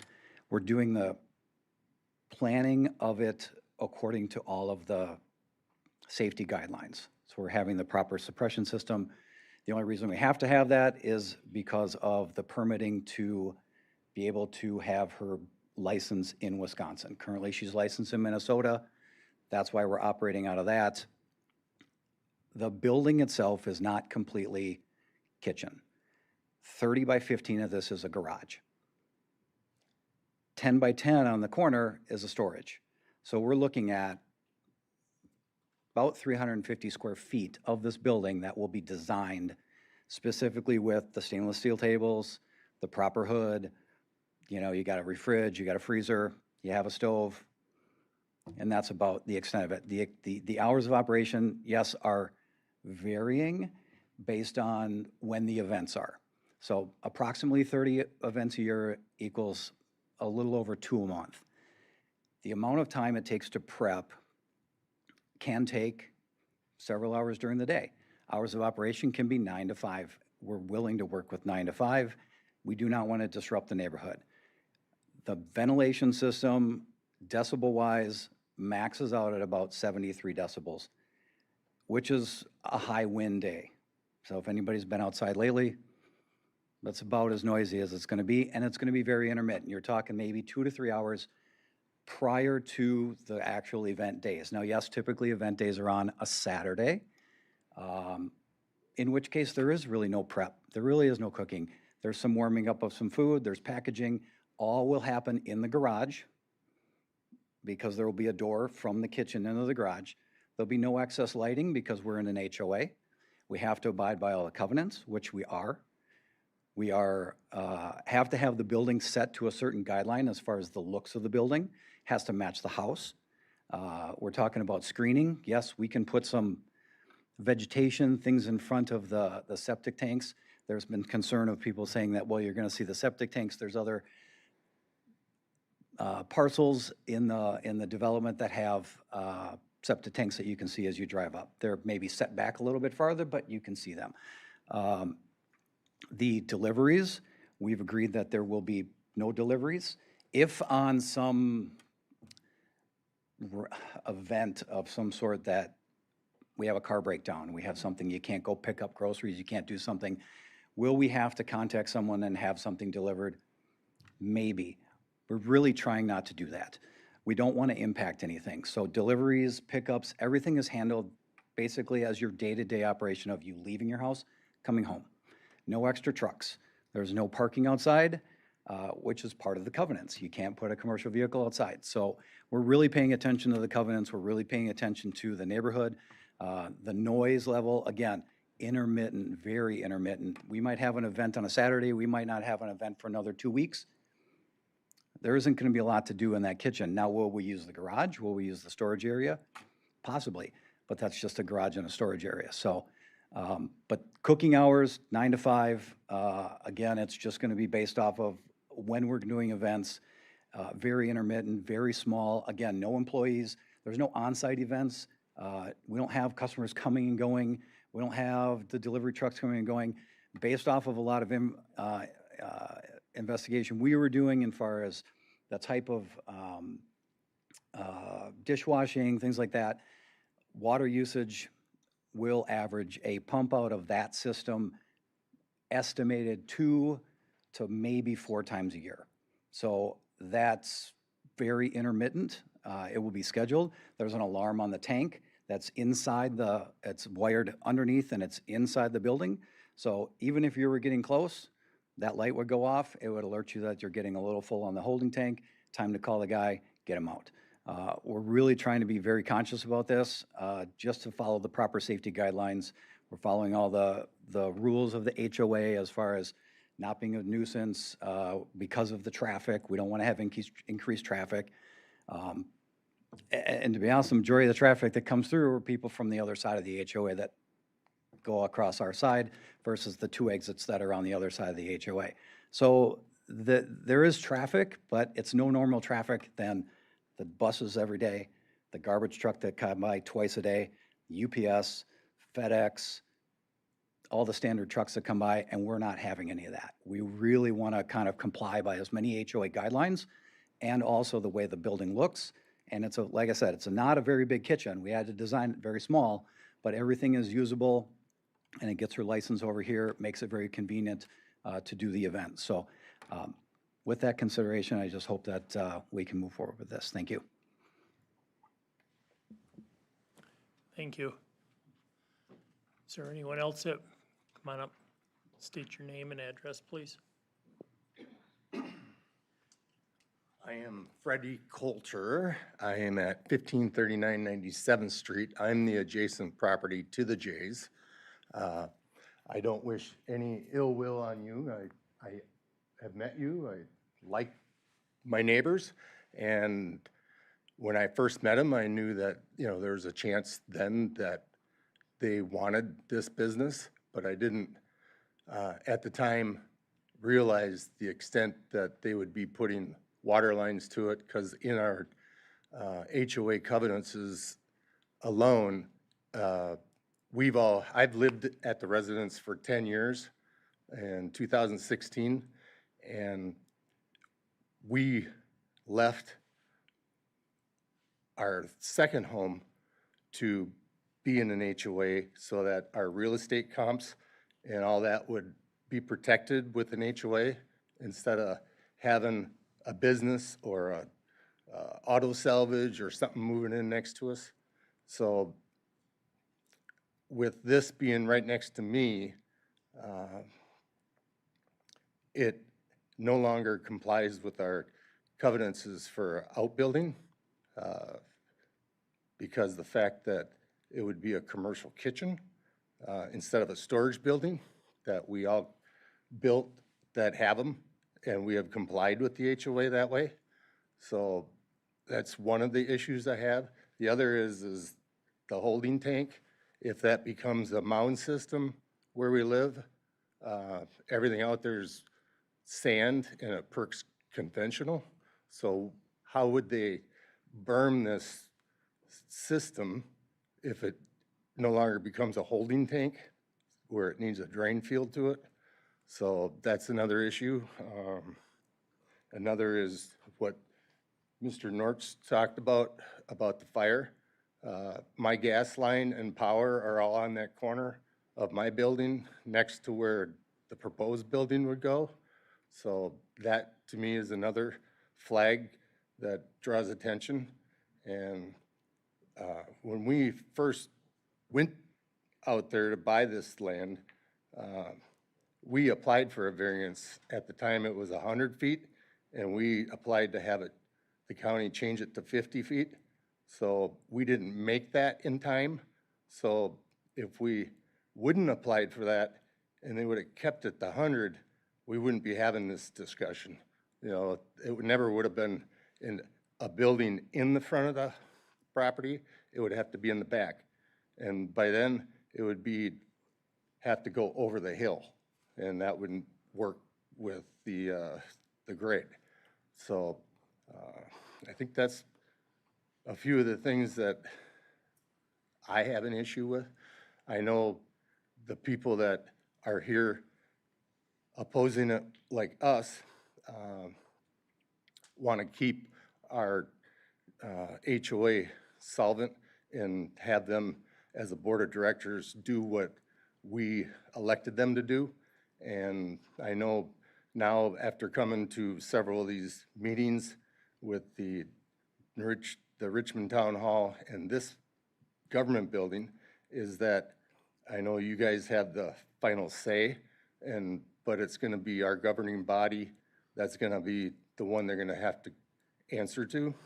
So if that becomes an issue, then I guess we have to proceed in either lawsuits towards our HOA or take it further, and this becomes more of a financial thing for the residents that live there. So whether we pool money to get a lawyer to fight the Jays, or we just have this resolved through the county and our town of Richmond, then it can be dissolved in a matter that is good for a good percentage of the people that we live amongst in our development. So that's about it that I know of. So thank you. Thank you. Come on up. Hi, I'm Lynn J. I'm the applicant, and I just have a few concerns on Bill's fire suppression. My stuff is all going through the state of Wisconsin, so it'll all be approved by the state and have the proper ventilation and fire suppressant and all that stuff. All my stuff has to be through the public health department and everything. As for the neighbors saying that this is a commercial grade business, that my business should be a commercial building. The only part that is actually technically commercial is the kitchen. So my whole building is not, I am not a restaurant. I am not 24/7. I can't give set timelines. So I'm doing the best I can with what we've been given. We have given all the neighbors these plans well in advance. So when Ms. Bell was up here earlier, said that he did not have this building site before tonight, he did, because I forwarded to them. And I'm just, if you have any questions, I'd be happy to answer on what kind of guidelines I have to go through for the state. So everything will be properly done through my state for me to run it. It's not going to be anything major. I just want to come more local and not have two jobs to maintain my business. I would like to step back from my school, but still be a part of the school and just have my own kitchen and run it there, so I don't have to keep using and renting their space. Thank you.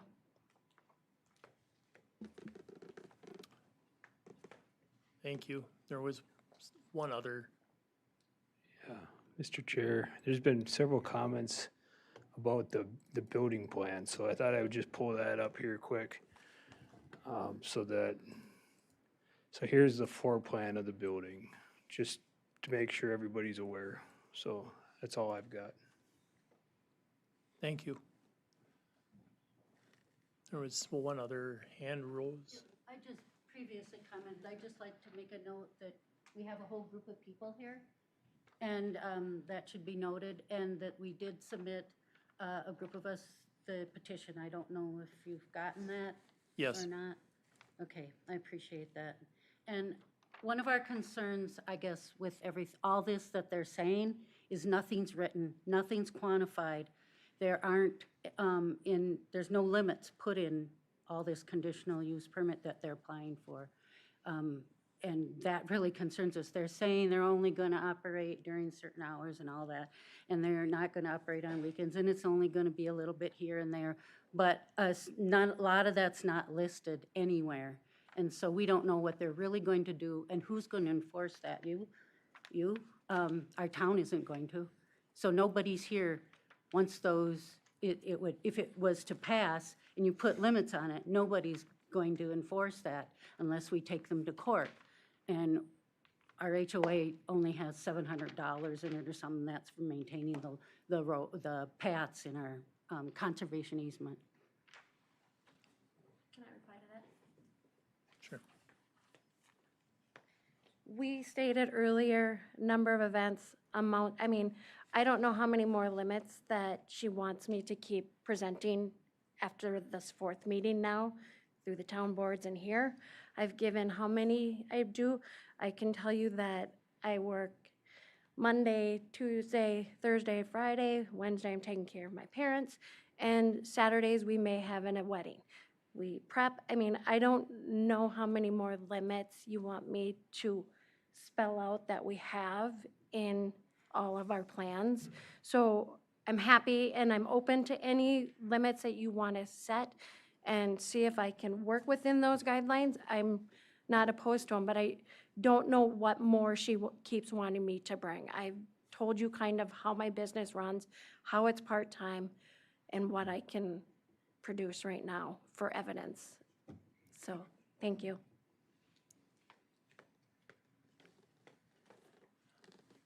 I'll take one more, but I don't want to do it, the repeats we typically don't do, so come on up. Understood. Thank you for allowing me to approach and speak. My name is Kevin Klein. I live at 962 150th Avenue within the HOA down a little other end. I'm currently a general contractor. In a past career, I have a degree in hotel and restaurant management, so I have a good idea of what kind of volume would be needed in order to substantiate this type of investment. Based upon the other meetings that were held at the town, as far as some inconsistent, contradictory, or I found to be provable false information, I did a search on Google. My search was, is providing false or misleading information in order to obtain a continual use permit grounds for denial. In that Google search, it came up, yes, providing false or misleading information is grounds for the denial of a conditional use permit. St. Croix County, Wisconsin, because local decision makers are legally required to base their approvals or denials on substantial information. It's not real long, it's like 3 paragraphs. Legal standard under Wisconsin statute 62.237 DE and 2017 Act 67, which we heard about earlier. Municipality must deny a CUP if the applicant fails to meet the requirements, and the decision must be to support by substantial evidence. Definition of substantial evidence. The statute defines substantial evidence as facts and information other than merely personal preferences or speculation, directly pertaining to the requirements and conditions an applicant must meet. Application. False or misleading information does not constitute substantial evidence.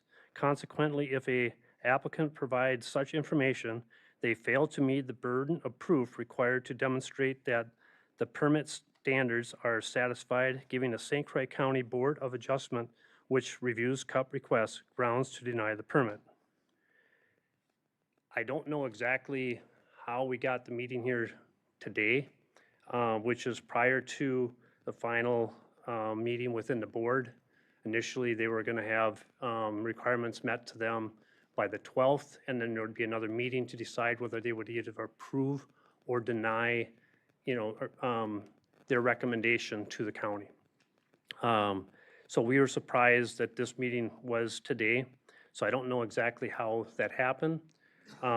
However, I would suggest, based upon things that happened within the town and possibly where we're at here today, that if you find, and I think there's a reason to do so, that there was false and misleading information to get this CUP approval, that is, you are duty bound to deny this particular continual use permit.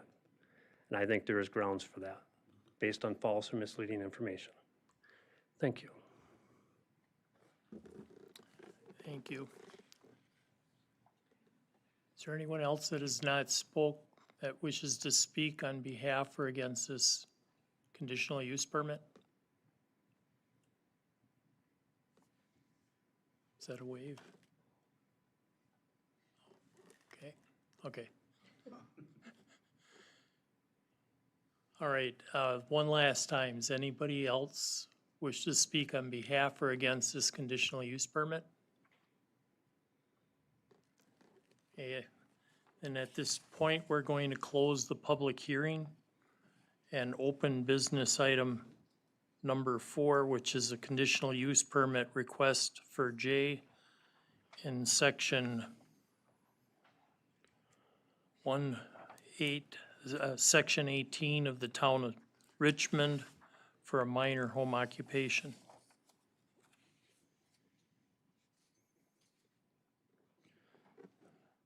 How would you like me to proceed, Mr. Chair? You want to go through the findings and see if you got enough information, or does the committee have any feelings?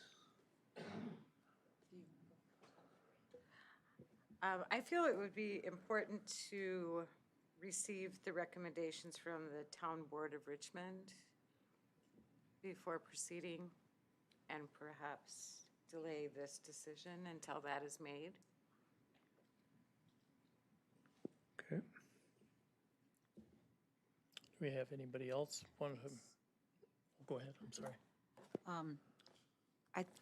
I feel that we need to move a decision into the next month's agenda and give ourselves some time. One of the things that we typically have at these meetings is we usually have corporate counsel here that we rely on for guidance, and for all sorts of scheduling reasons, they were not available. I rely on them to help us to make decisions. And this is unusual for us, in my experience. There's a fundamental friction here of a residential area wanting to have a commercial business. So I want to make sure that we're adequately hearing everything and that we get the guidance that we need as a committee to make a recommendations, yea or nay. So I guess that's a motion to reconsider to next month. I'll second that. Supervisor Rice, can we just take and clarify that? That'd be a motion to postpone to the June Community Development Committee meeting? That's correct. Okay.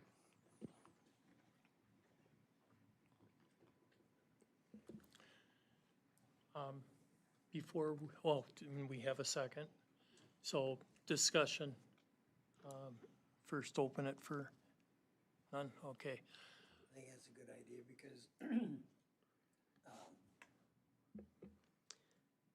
at least in my case, I'm pretty new to this and I'd like a little more information. So in the way I would do things, and I'd say, well, why don't we just send it back to the home administration and let them decide if they want it or not, and hopefully leave us out of it.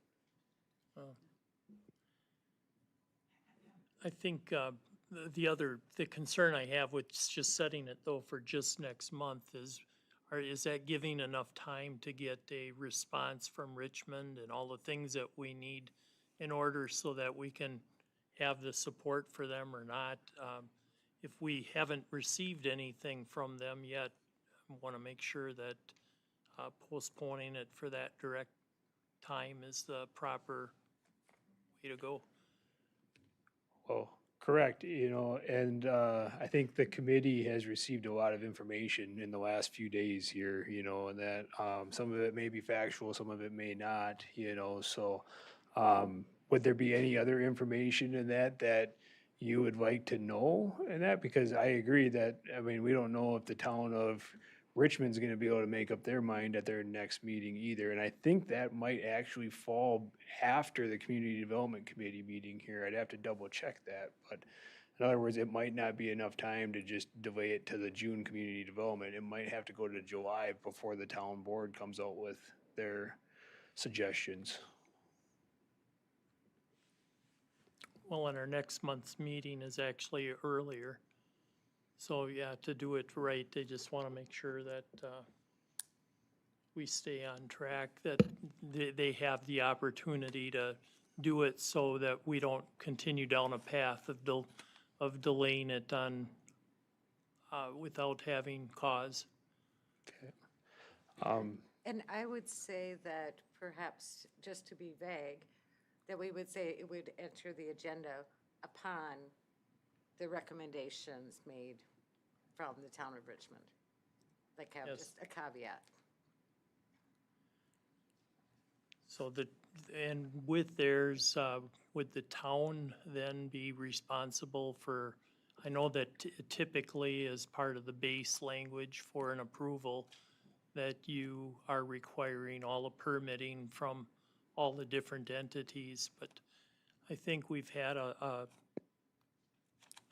pretty large amount of information tonight, based on potential for fire issues. You know, we want to make sure that whatever design criteria and stuff that are being submitted, that they have been approved or looked at, or at a minimum, a review from the fire department to ensure that we're meeting whatever criteria is there. The other thing is access and the things, you know, if they're down to a minimum traffic count with the amount of usage that they have, I don't really see that there's gonna be a major traffic issue for this, but we just want to make sure that we're meeting all the criteria, and also that gives the homeowners association time to work with the township to ensure that, and the Jays, because we really want this to work. It has to work for everybody.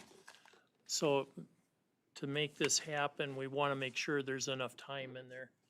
So I don't know if we want to do this as a postpone indefinitely, or if you want to postpone for 2 months. Because there wouldn't be enough time by the next, between now and that period if they don't meet. Correct. Unless they've already made the call and they haven't given us the information. No, I know it's scheduled for their June meeting, so, yep. Okay. And so you don't have to postpone to date certain. The only thing then that we have to do as staff is we just have to advertise it again, so that's not a big deal. And so if you just wanted to postpone on, from what I heard, and that is a fire department review, town input, and that for any conditions and the traffic, because it is a town road. And then the HOA working with the towns and the Jays and that. So is that what I gathered? Yeah, I believe so. That was the main things, to make sure that we're working in. I would just ahead. add, oh, I'm sorry, Danny. I would just add that in my limited experience, it's really unusual to get this much opposition to a request.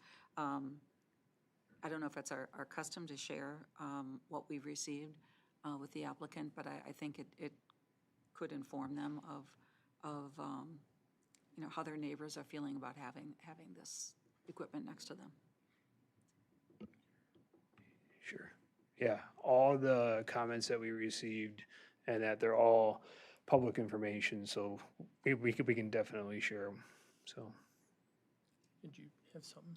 Do we have to explore any more of like groundwater contamination and what happens if there's a leak for a 2,000 gallon tank? Is there any of those in the area?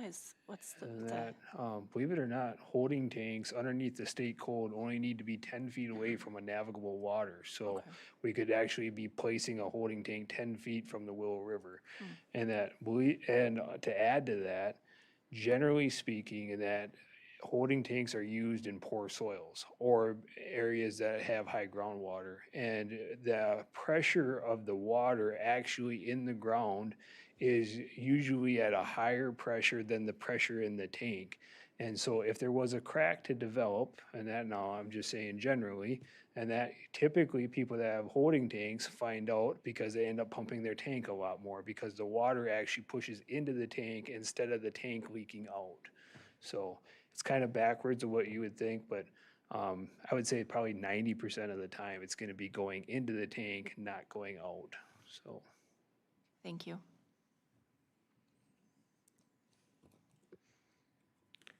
So with all this, do we have a motion?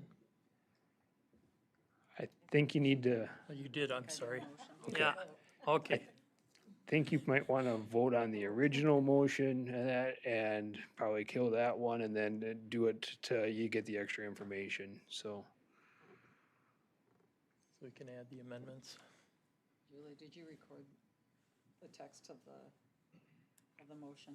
I just want to make sure we know what we're voting on. The original motion was to postpone to the June committee meeting. Okay. So our process is that we have to vote that one down, and then we have to resubmit to change the date. All right, so let's call a vote. And with the caveats to the additions. Okay. So all in favor of the existing motion, signify by saying aye. Hearing none, nays? Nay. Nay. All right, so that one fails. All right, so now we need a new motion. Need a new motion and with postpone indefinite or postpone a couple of months, whichever. Just for clarification on that, Jason, if we did postpone indefinite, we have to do a new paper posting.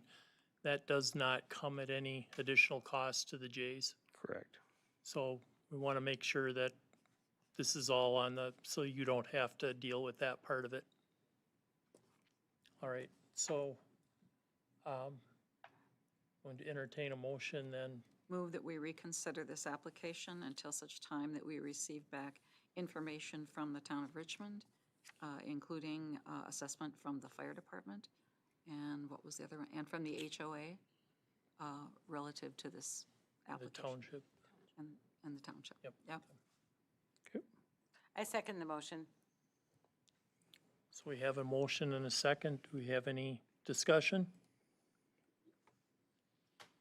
Hearing none. All in favor signify by saying aye. Aye. Motion carries. Want to thank everybody that came on that behalf. And we will take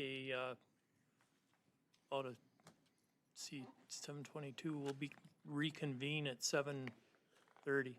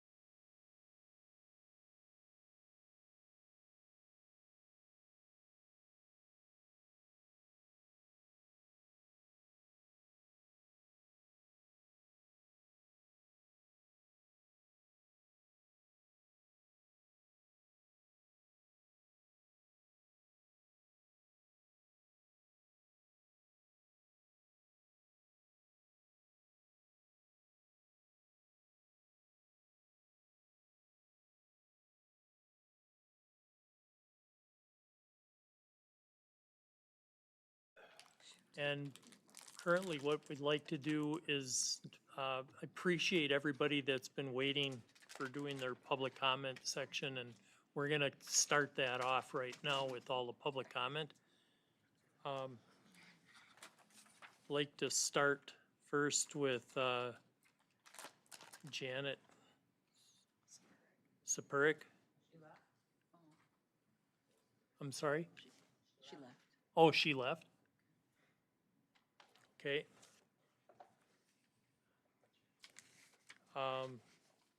Next, we have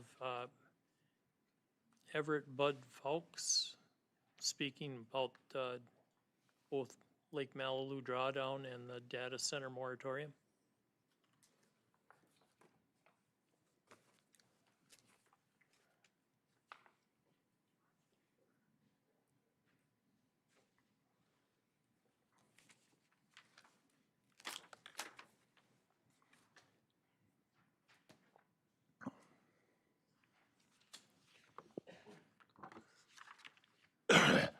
Yes, regarding the Lake Malibu drawdown, thank you for the opportunity to speak. I appreciate that. I sent every one of you, I think, a rather long email. I'm not going to try to repeat that, but what I'm going to do is try to hit maybe some high points. Some of you may remember David Letterman from the late night show. He had his top 10 list every night. Well, I brought along my top 10 list regarding the Lake Malibu drawdown. Can you all hear me okay? Yes. Okay, number one, this is a dubious proposal. It's doubtful the proposed drawdown would achieve the hoped-for long-term sediment reduction benefits. Number two, a recreational fishery would be lost, probably up for 5 years. You know, Lake Malibu has a reputation for a good bass fishery. I've caught a 7.5-pound smallmouth bass out of that lake, the biggest smallmouth I've ever caught.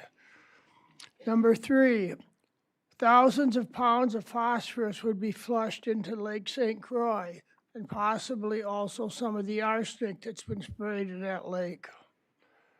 Number four, this proposal would promote the growth of toxic blue-green algae and mats of filamentous algae in Lake St. Croix.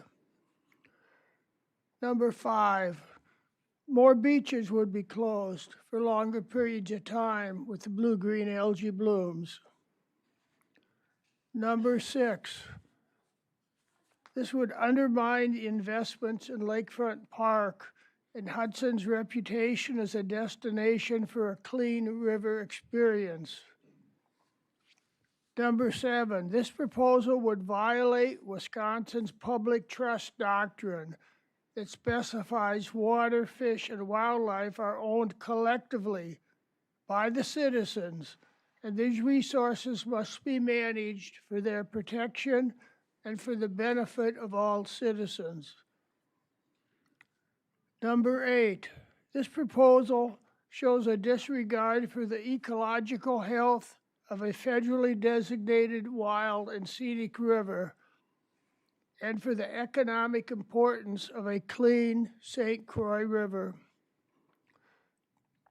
Number nine, and this really bothers me, this proposal has been shrouded in secrecy without communication to the many, many people who would be affected and without public meetings or public hearings. I think it's really important that things be open to the public. You know, we're all neighbors in this area, and I think we should be neighborly by not trying to foster things on people. And finally, number 10, flushing the polluted sediments downstream would be a gross violation of the Golden Rule. And I think we're meeting today in an official Golden Rule community.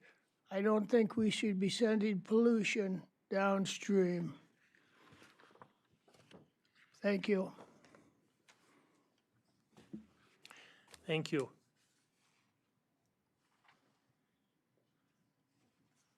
Bud, you also had something on the data center moratorium? Go for it. You're up. Yeah, I think this data center moratorium is a really good idea. And I acknowledge whoever put it on the agenda. We know from experience around the country that these data centers are a source of major water pollution. They produce a lot of toxic chemicals that end up back in the groundwater. We know that they consume a large amount of water. There's places out west where they've dried up the whole aquifer. There's no water left for anybody else. So I think that's, those considerations are really important, not to mention that in many places they've experienced rising costs for electricity because of the large demand that the data centers have. So I really, really support this. Thank you. Thank you. And we have two more. Yeah, Jeff, is it Jeff Lauer? Layers. Apologize for the pronunciation. Come on up. Thank you, Mr. Chairman, the committee members. My name is Jeff Lavers. I live at 1319 Riverside Drive in North Hudson, and I am the president of the Lake Malibu Association. And I'm here to request approval for the application for the temporary lowering of the impoundment for Lake Malibu. To put this into some context with this, the request for the drawdown is made by the Lake Association because according to DNR, we're the ones who have the ability to put the request out there. So the Lake Association comprised of all the residents of the lake and anyone who lives within a mile of the lake and is a part of the association voted on this and overwhelmingly approved to put in this request for this.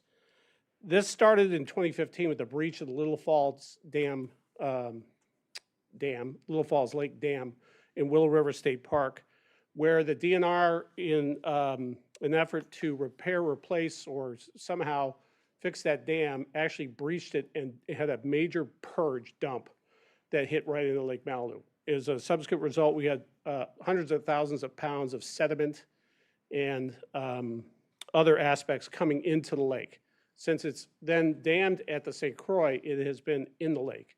There has been several that has already flowed through because most of the water just does normally flow through. As a matter of fact, 93% of the phosphorus generated that goes into the St. Croix comes from the Willow River aquifer that's well above us.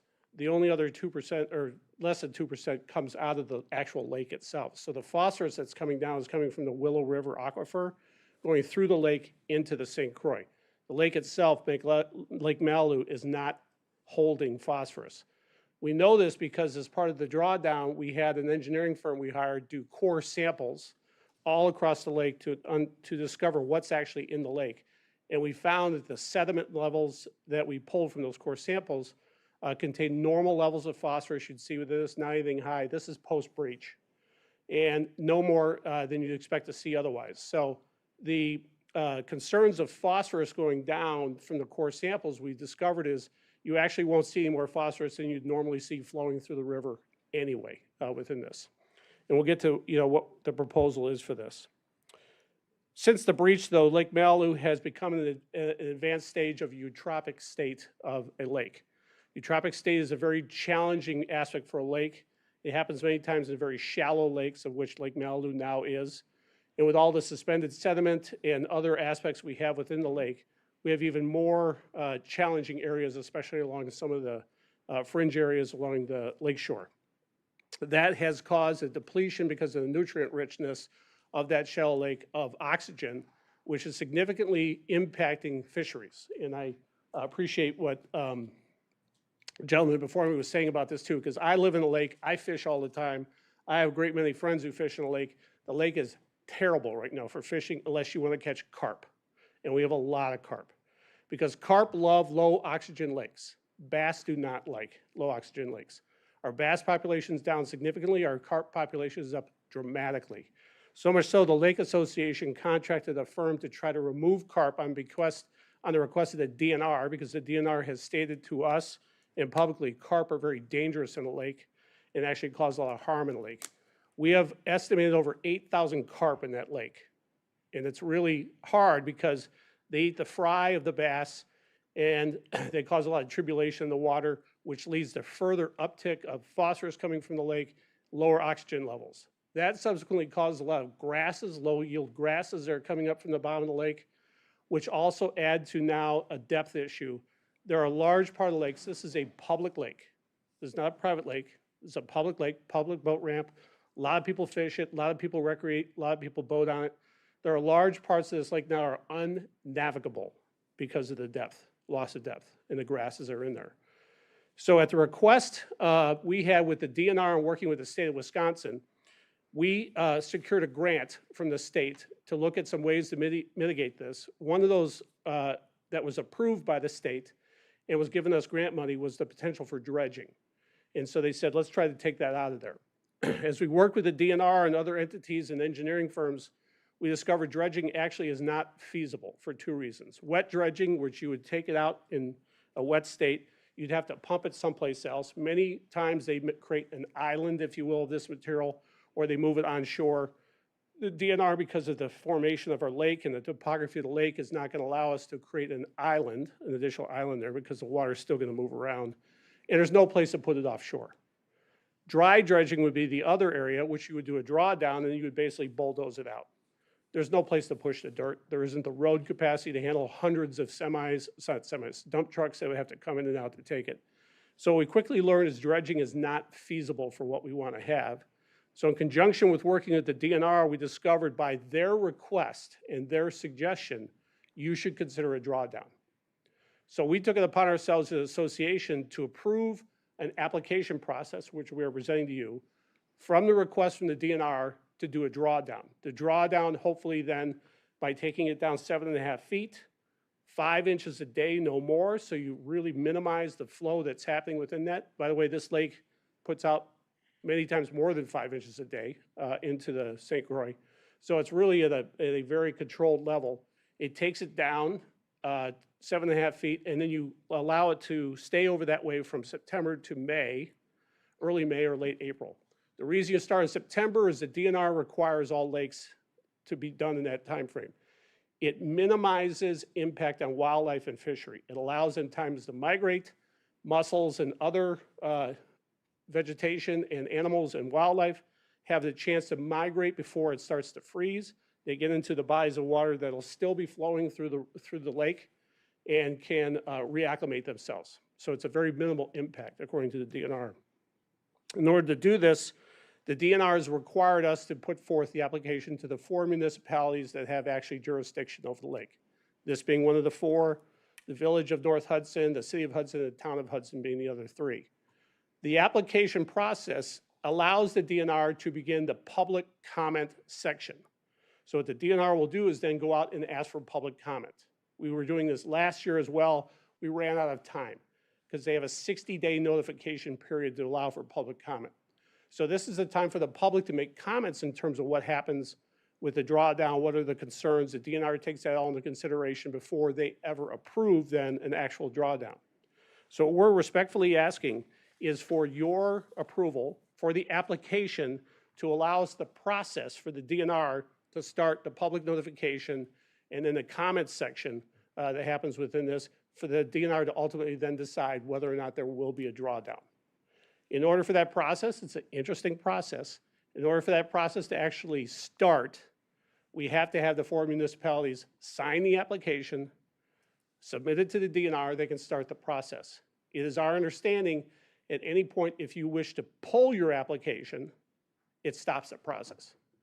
So all we're asking for is the approval of the application to start the process for the DNR to do the public comment sections, to allow anybody who wants to contribute in terms of what happens with this. We would like to have the engineering firm that the DNR suggested we hire, that we hired as part of the Lake Association, present their data in terms of what will and won't happen with the breach. And I'll remind, just in closing, this lake has been drawn down several times before. This is not new. The most recent one in 2009 for repairs on the dam. We have talked to the city of Hudson. They are interested. potentially in looking at some opportunities to repair the dam as well. So this would be one of a series of drawdowns that has happened in the lake over time. I thank you very much for your consideration, and again, ask for your approval for the application. Thank you. Thank you, Jeff. We also have Matt. Well, Matt and Mark. Good evening, Matt Poppleton, 1435 Goodrich in St. Paul. I'm the Executive Director of Wild Rivers Conservancy of the St. Croix Namakagon. Our office is at 1015 North Cascade Street in Osceola. Good evening, Mr. Chair and committee members. I serve as the Executive Director of Wild Rivers Conservancy. We're a nonprofit whose mission is to inspire stewardship to forever ensure the rare ecological integrity of the St. Croix Namakagon Riverway. I'm here regarding Agenda Item 6, the proposed Lake Malilu drawdown. The Conservancy respectfully requests that the committee decline to sign the Lake Malilu Association's request to temporarily lower water levels. We make this request for two reasons. First, the proposed drawdown is expected to significantly harm the water quality of Lake St. Croix. Lake St. Croix has been listed as impaired for phosphorus and sediment since 2008. In response, a federally required total maximum daily load, or TMDL, was established in setting a clear goal: reduce phosphorus entering the lake by nearly 49,000 pounds per year in St. Croix County alone. Using project data, we estimate that this drawdown could release between 21,000 and nearly 48,000 pounds of phosphorus into the system over just 8 months. Nearly all that phosphorus would move downstream into Lake St. Croix, and this is right above where there is a mussel bed with 4 federally endangered mussel species residing. Our analysis and methods for estimating this impact are included in our written comments.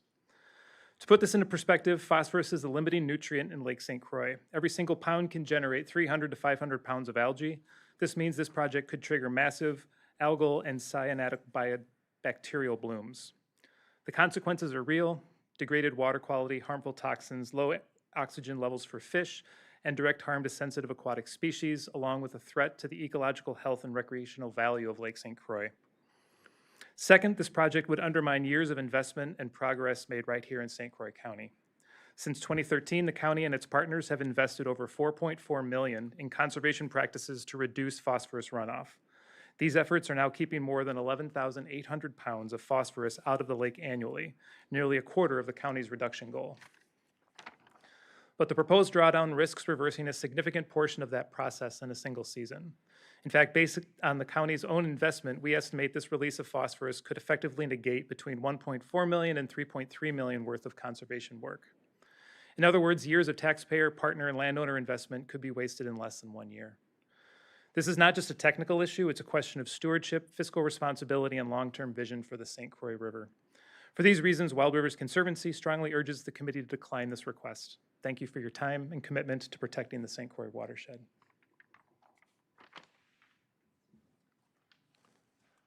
Thank you.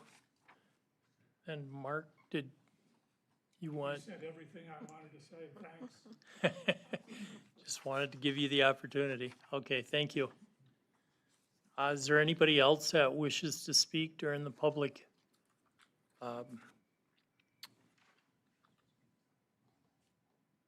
During the public comment period? Is there anybody else?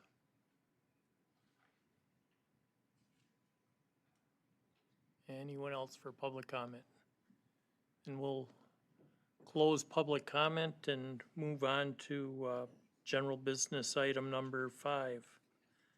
Consideration of creating a moratorium on data centers. All right. Thank you, Mr. Chair. This item was brought up by Supervisor Erickson at the last county board meeting as a future agenda item. And so the purpose of this topic is to get the committee's consensus on if you're interested in doing a moratorium on data centers, and then any moratorium that the county would do needs to have a purpose, or we need to have a plan on what we're going to be doing during that moratorium. And that we just can't enact a moratorium and then sit back and say, okay, we're done, you know. So what we would like to take and do is, 1, figure out if this is something that the committee's interested in. 2, what we're going to do throughout that process. if there is a study or if there is cost that could trigger a budget amendment, that would have to go through the admin committee as well. And then 3 would be in that then we would bring back an ordinance, and that to actually enact the moratorium to Chapter 15 for data centers. So when we do consider the county's moratorium though, and that it would only affect the areas that are currently under county zoning. And so the villages, cities that are incorporated areas would not be impacted. Also, the towns that have their own zoning, so the town of Troy, Hudson, St. Joe, and Forest, those 4 towns would not be impacted by the moratorium. And that basically all of those incorporated areas and the town's own towns have their own rules. They would have to do a similar ordinance and that establishing the moratorium in their community. So with that, I'll turn it over to the committee and maybe Supervisor Erickson that wanted this agenda item. So for some discussion, start out, go ahead. Yeah, I can start that out. I attached a sample 12-month roadmap to the agenda tonight for thoughtfully addressing small, medium, and large data center development in St. Croix County.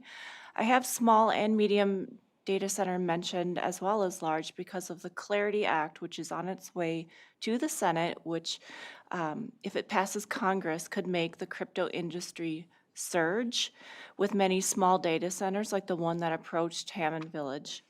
The plan could begin with adoption of a temporary moratorium and formation of a study commission, which I would also like to include interested residents in if possible. A couple have already reached out. It could be followed by a structured review of infrastructure, legal, environmental, economic, and land use issues. The process could incorporate input from county departments, utilities, subject matter experts, town officials, and the public through listening sessions and public hearings. I see this effort being guided by core principles that include protecting private property rights, preserving agricultural viability and rural character, ensuring infrastructure reliability, and balancing economic opportunity with community impacts.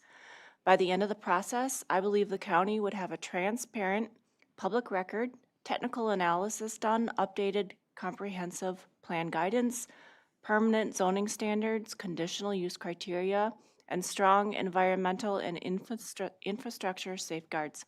This research would also provide much-needed guidance to the cities and villages in the county who may not have the resources to do so. I think this framework would allow us to make informed, legally defensible decisions that would reflect the long-term interests of St. Croix County residents. And while the PSC may have a role in portions of this process, my understanding is that local land use, regulation, and conditional use decisions remain primarily the responsibility of the county on data centers. This is a very fast-moving area of technology, and a temporary moratorium will give the necessary time for thoughtful review. That's what I have. Thank you. Is there any, go ahead. I move that we table this discussion until such time that we can be adequately trained and educated on the topic. This is very emotion-laden. I'd like to see us make decisions based in fact. It is a rapidly changing technology, and I think we need a full conversation of the impacts. So until such time that we can schedule a time to be educated on data centers, I'd like to table this agenda item. It requires a second. And I'm going to second that motion.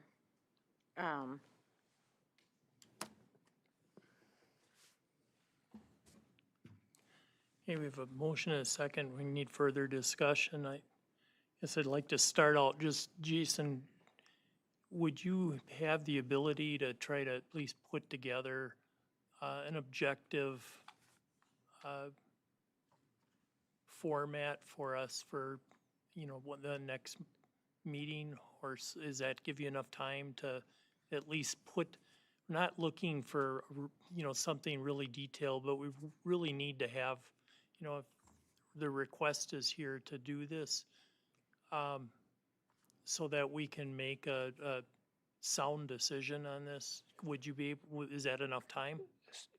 Yeah, and that we got plenty of time. So just to clarify, Mr. Chair, are you asking in that for us to draft an ordinance and that kind of explaining that, or are you looking at and that having staff put together like a report about data centers, what their needs actually are, what the impacts are, and maybe compile some other sample ordinance language and that is done and that in other counties to address data centers or potentially a comprehensive plan amendment. So kind of look at some of those options and that put it into a report along with the facts on what actually data centers are, what they do, what the impacts are.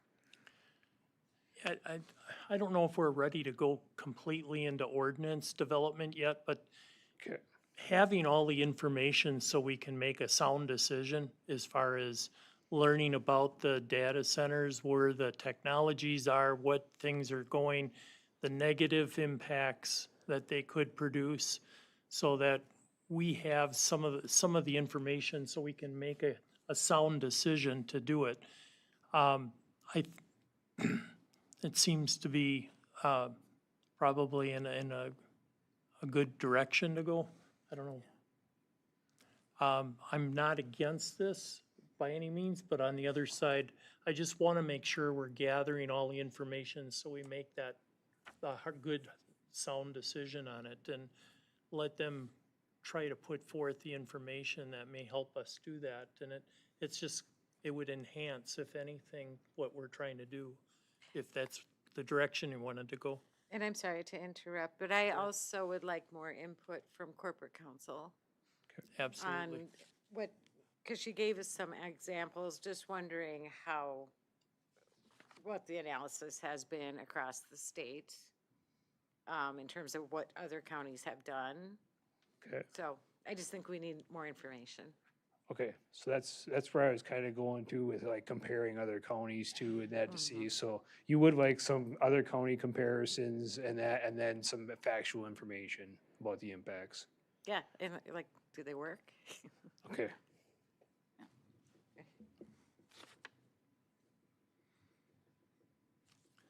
Okay, so would you want to leave it as it is, or do we want to amend that to have that for next month on the agenda? Or we can say we want it on next month's agenda afterwards. I think I'd leave it as it is, rather than say next month certain. This is rapidly changing space, and even at the state level, it's happening. So I think we can see what emerges. I have feelers out to a few contacts, and I've been getting phone calls asking that we not adopt a moratorium because of the signal that it sends. It's sort of like a not here, and actually there are some benefits to some of the smaller ones. It's a little bit like comparing an oil refinery to a gas station. There are different types of risks and benefits. So I think we need to fully understand that, and the cost to the county for taking action like a moratorium. We have to defend our position.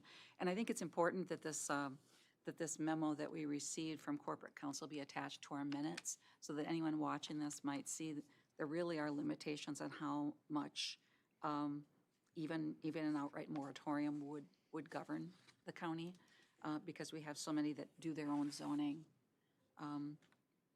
It's really it's the smaller villages that we would really be applying this to. So, or smaller towns, I should say. So I just say leave it as it is. Okay. Is there any further discussion?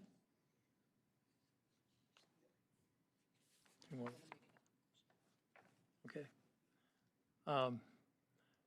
Well, then we'll vote on this one. All in favor signify by saying aye. Aye. Aye. And then nays? Nay. So we have one nay. And then Did you vote, Scott? I did.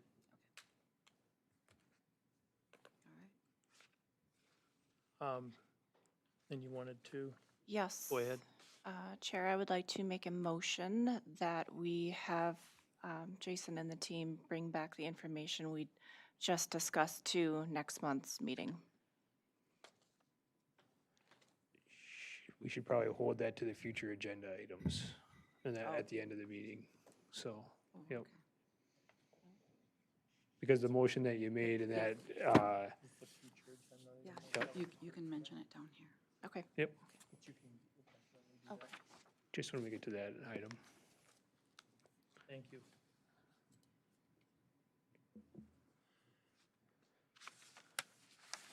All right, we'll move on then to item number 6, discussion on the Lake Malibu drawdown request. All right, thank you, Mr. Chair. I think that you heard a lot of good factual information and that from both of the public comments that you heard before. So I did ask Tim Stieber, our Land and Water Conservation Administrator, to put together this memo to the committee, kind of explaining some of the background of the request. So there was 2 requests to draw down Lake Malibu in 2025. One was an 11-foot drawdown, which was denied by the DNR, but approved by all the dam owners, so all the 4 munis, and that including the county. And then they submitted another 7.5-foot drawdown, and that late last summer. And as he mentioned, they just ran out of time to get the drawdown done, and that when the DNR would allow it. So Lake Malibu, just some facts. The dam was established in 1866. There was a couple updates in 1934 and 1998. It's a 289-acre lake, and the maximum depth is 17 feet. The average depth is 5 feet, so 7.5 feet would be quite a bit more than the average depth. The dam, as it was mentioned, and that is, and that collecting the Will River watershed, which is 175 square miles, and the water coming out of the dam goes into the St. Croix, which then eventually ends up in Lake St. Croix. So, when you compare some of the old lake maps, the contour maps, Tim didn't see a lot of difference in that from 1970 to 2024.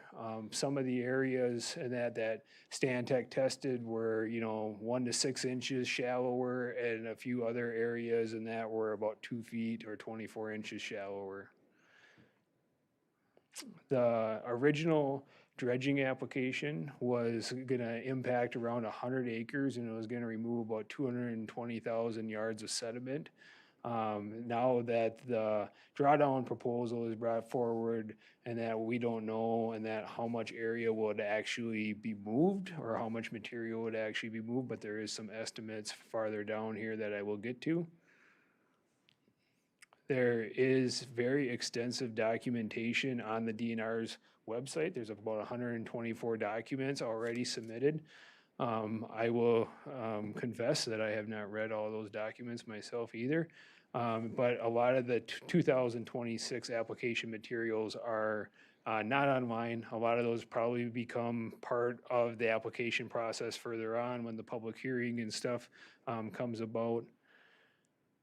So anyway, so some of the concerns that Tim identified and that from going through the proposal is that this really isn't a no impact request. So I don't think anybody's denied it here, even tonight, that there is the potential or there will be phosphorus and that released as part of the drawdown and sediment into the St. Croix River. Now, modeling is anywhere from 9,500 to 24,500 cubic yards of material. So I like to kind of put that into what does that look like? And so if you figured a quad axle truck maybe hauling 15 cubic yards because it's wet, sludgy material coming out of the bottom of the lake, we're looking at about 1,000 or anywhere from 500 to 1,500 truckloads of material. And that would essentially be leaving Lake Malibu into the St. Croix. So the consultant Stantec has done some estimates about the density of the phosphorus in the soils. And so that's where they're coming up with those numbers. And that the P content that they calculated in those soil samples is at about 0.58 pounds. Generally speaking, 0.6 is a pretty conservative number. So they're maybe using a little bit more conservative number, but that is supposedly based on their test. And really the effectiveness or how much material, because that's a big wide range, the effectiveness of the drawdown will depend on what kind of storm events we get when the impoundment is actually drained down. So if we don't get a lot of rain events, we're probably not going to move as much sediment. But if we get a lot of storm events, then that we're probably going to be moving more sediment towards that higher end. So Tim goes on to talk about that St. Croix County has implemented 373 conservation contracts since 2013, about $4.4 million worth of BMPs to reduce the phosphorus that goes into Lake St. Croix. These numbers are still very similar to our data that we did last year. If you remember, at the committee of the whole, we reduced about 3,000 pounds of phosphorus. And our BMPs, we implemented about $500,000 worth of work. And so if we were looking at the 14,000 pounds of phosphorus, and that could be roughly 4 years of work, and that are approximately $2 million, and that's not including staff time. And some of those dollars are also dollars that our landowners have put on the landscape themselves, because we normally only cost share best management practices at 70% county, 30% the landowners. So that would be roughly 30% landowner dollars. His concern number 2, and I will say that Tim tried to write these concerns and that as being very neutral, and that are as neutral as possible, but still, and that the impacts to Lake St. Croix are unknown. And so Lake St. Croix, and that has been running kind of right on the borderline of being an impaired water or not. The DNR hasn't removed it yet because they haven't had enough testing to make sure that it can be removed. But they are right on the border, so there has been progress made with the best management practices. More of a question in number 3, our drawdowns, how we plan to address sediment going forward, so any kind of a dam or an impounded water body like this, really for any lake for that matter, they're constantly starting to fill up. It's just their normal succession, and that they're collecting the water coming through, even lakes, and that with their weed growth and they're dying off, and that they're eventually, becoming shallower and eventually creating an area that's not as navigable as what it once might have been. So another thing in that with the TMDL, so there's been a lot of water monitoring going into Lake St. Croix, and that's mainly done on the Minnesota side. And so, but this monitoring is how we're able to track, if Lake St. Croix is coming to be less impaired. And so one of the concerns is with the drawdown in September is that's usually when the lake is turning over. And so everything can kind of go really kittywampus or out of the norms. And so if the drawdown happens at that time too, it might throw off that data and that for a year or two. So this is coming from Stantec's application to the DNR, and the drawdown would be 7.5 feet. And so the length of time here, and that is kind of confusing because it says extended drawdown. Well, that's really what's being proposed, because they're proposing 9 months of duration from September on. And so the cubic yards of sediment, and that if we don't get a lot of rainfall events, we're probably looking closer to this 9,500 cubic yards. And that if we have some significant storm events, we could be pushing and that more towards this 24.5. And that depends on the density of the material and stuff too, and how easy that's going to be to flow. the phosphorus delivery to Lake St. Croix, and that with the extended drawdown, as it's proposed, would be 5,500 pounds and that up to 14,280. And so the calculation to collect those numbers is really fairly easy. It's the pounds of phosphorus delivered to the Lake St. Croix equals the cubic yards delivered to Lake St. Croix times 53.5%, which is the dry matter on that. So that's from the sediment samples that Stantec collected. 27 is the cubic feet in a cubic yard, and that the 75 here has to do with the density of the water. And so in their document here, they identified a density of 0.49. Just generally speaking, we think that that might be a little bit low because water is a density of 1.0. So if it was 0.49, it would make sense that that soil would be floating on top of the water, not at the lake. The original calculations in that were provided were about 1.34, so we backed that off to 1.2, which comes out to be about 75 pounds per cubic foot. So that's that number in the formula. And then Stantec samples, and that came back at that 53 or 538 parts per million, or approximately 5.38%. So that's where that coefficient comes from. And again, that's kind of a conservative number because 0.6 is considered fairly low or fairly conservative. So, and then there's some charts here and that show the St. Croix and the TMDL limit here. You can see at 0.04. 2015 is kind of where the lake and that became below that TMDL limit, and we've kind of continued that trend line downward. You can see the last 4 years here, and that have all been all below the 0.04 level. And so that's what I'm talking about when I'm saying that the Lake St. Croix is right on the borderline of being impaired or not. They just don't have enough data yet to really call it not impaired. So same thing showing here. So anyway, so this is administrative task. So we don't generally bring a lot of dam maintenance items. The county's got 10 other earthen dams. We're constantly doing stuff with them. However, in that this does affect multiple communities and that multiple munis. We have other dam owners in that involved with this one. And it also has a lot of interest and potential impact because it is not a no impact option. So if it was a no impact option, and then we would probably definitely move forward with it. So I did talk to Gina Alberti with the Village of North Hudson today actually, and at their meeting they did approve of the application process. She said that the village didn't really come out and say that they approved of the drawdown. They approved that they're okay with the Lake Malibu Association applying.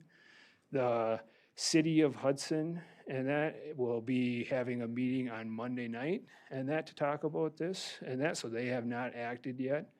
And then the town of Hudson, I believe, and that has not met either. And so what our role is with this dam, and that it's a fairly large dam, but we don't do any of the maintenance on it.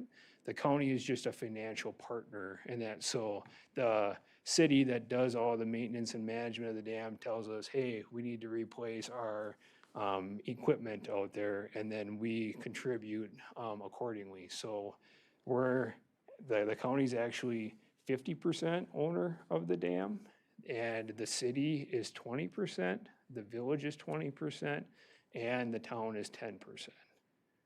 So I guess we're looking for feedback and guidance on if the committee has any strong feelings on this. And I think I've got everything. Does anybody have any questions?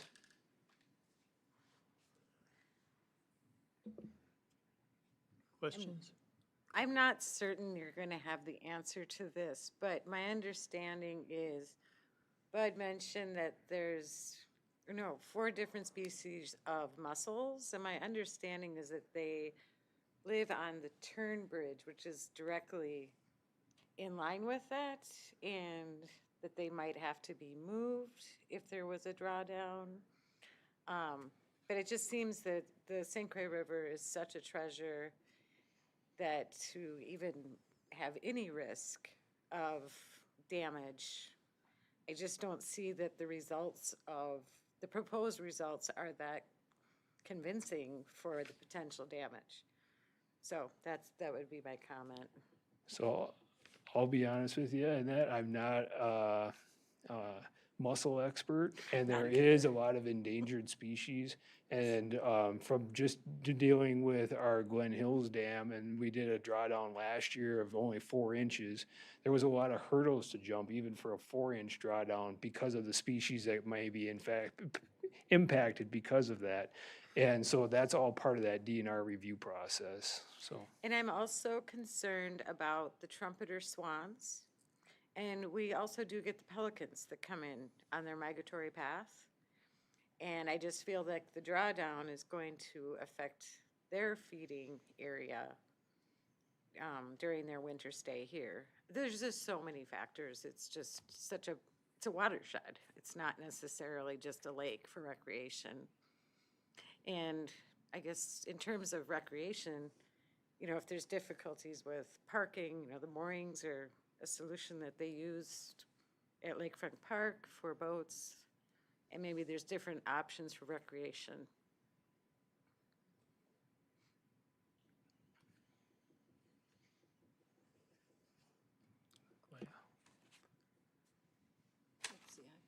I'm sorry. So if I understand, what the Lake Mallory Association is looking for is for us to approve the application tonight so that they can then be in line. Hopefully they get 2 other approvals, and then there's a public hearing with the DNR. This is really complicated for them to manage. They've got 4 entities that all have to give the green light to this. My greatest concern is that, we have conflicting information in front of us.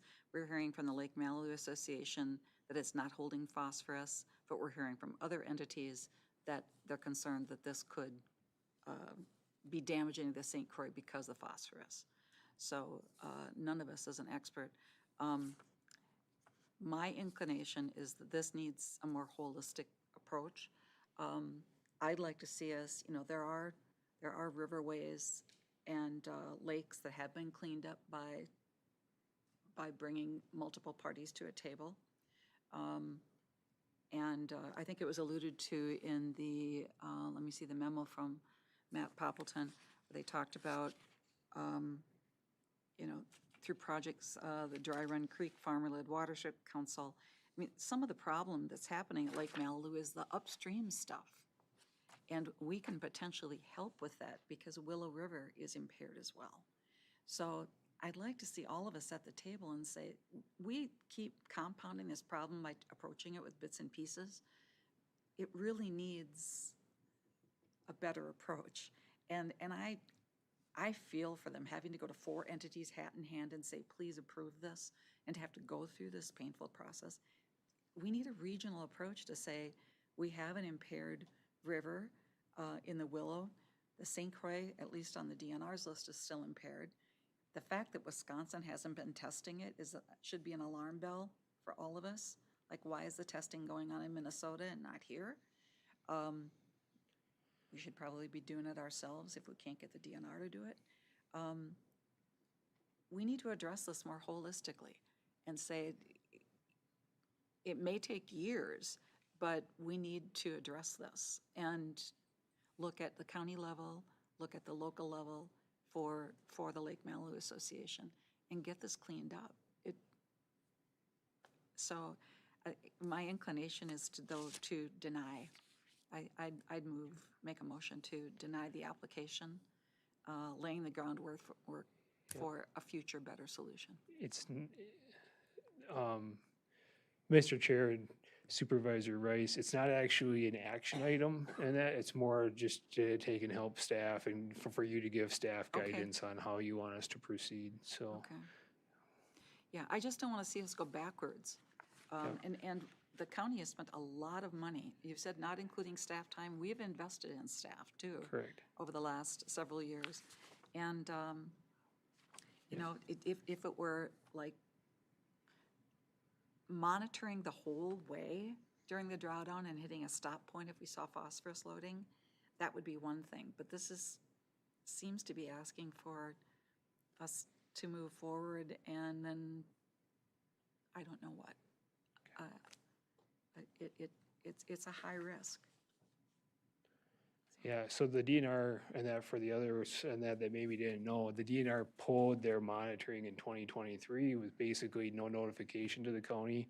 And so we are trying to have those conversations to see what that would look like to bring that monitoring program back. And I have one other comment. I was just kind of doing an overview, but also mentioned the arsenic in the silt. And I don't even know how long that's been there, what are the levels. It's really unknown. There is none in there to record samples. There is no arsenic.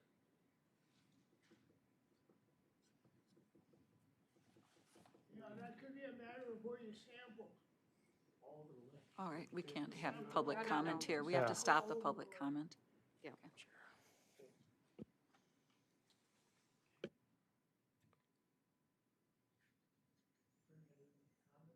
Any other comments from the committee? You have kind of an idea? If I, Oh, go ahead. so if I got this right, the gentleman just wants to move forward with an application to the DNR to get the input from different people. Do I have that correct or not? Correct. So that'd be to So, start the I application. don't look at this as a bad thing. I think it's a good thing. We should have the input from everyone, and then we can build from that. But that's just me. Is there a way to go with Carrie's suggestion of a more holistic process once we've done this application process or said okay to it? Yeah, so that's kind of big picture. And so it might be getting a little bit off topic here, but so the county kicks in funding and that for best management practices. We usually try to get a grant from the DNR and that to focus on a watershed. And so we had a grant for the Willow and that up until 2024.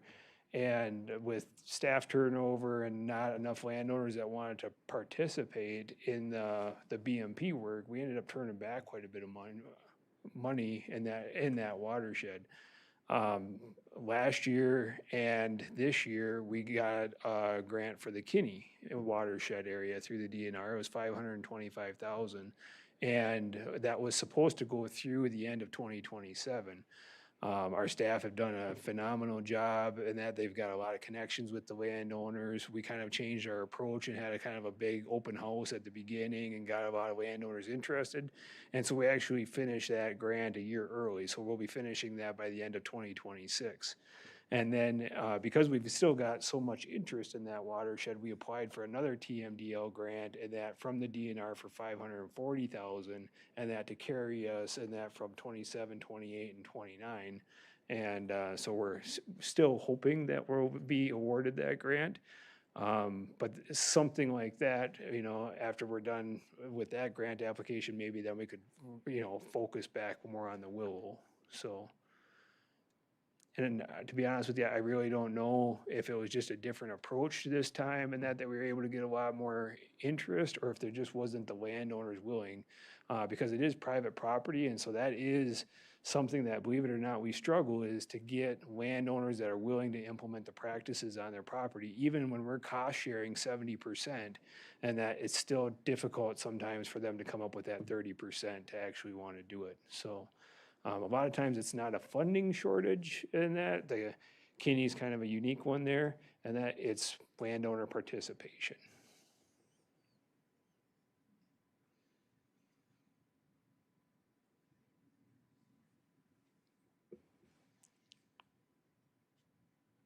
Supervisor Rice. A follow-up here. If this were to go forward with the DNR for public comment, I would presume that then the information that has been provided by your department would be part of public comment, that the DNR would factor that into a decision, and the same with the information from Wild Rivers Conservancy. If that's the direction that the committee would want, we could definitely submit that. So usually we don't get too involved in those public hearing processes as staff and that, but if that was a condition of approval and that, we would definitely follow Yeah, through. I don't have a lot of experience in what DNR public comment is like. Do you have And any that, sense? usually it's from what I've been part of, and it's more on the CAFO side, and that as far as an amendment to their nutrient management plan, it's just a teams meeting, public comment where they absorb it. It's not really before a board, it's taken in by staff from the ones that I've been involved in.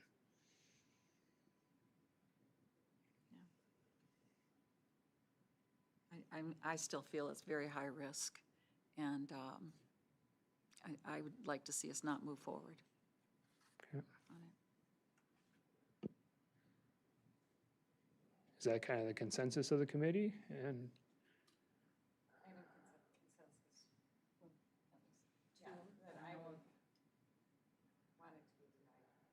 okay. Okay. So again, are we just talking about the drawdown right now versus applying to the DNR to get this people together to have this information? I don't see anything wrong with that at all. Okay. Because you can't do any kind of a drawdown until we have the information we need to do the drawdown. Correct, Supervisor Swanepoel. So if the county signed the drawdown request, that would let the DNR start the process and continue through the process to determine, is this something with the endangered species and stuff that can happen?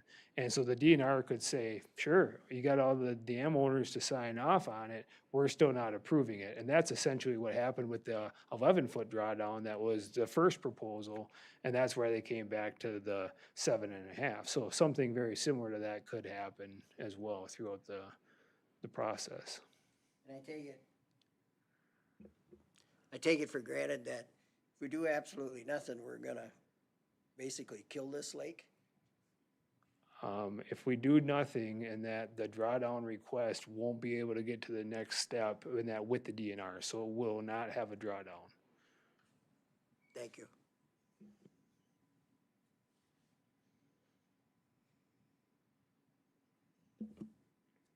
So it doesn't look like we have full consensus, that's okay, that's why we're here. So do Do we, you have any input before?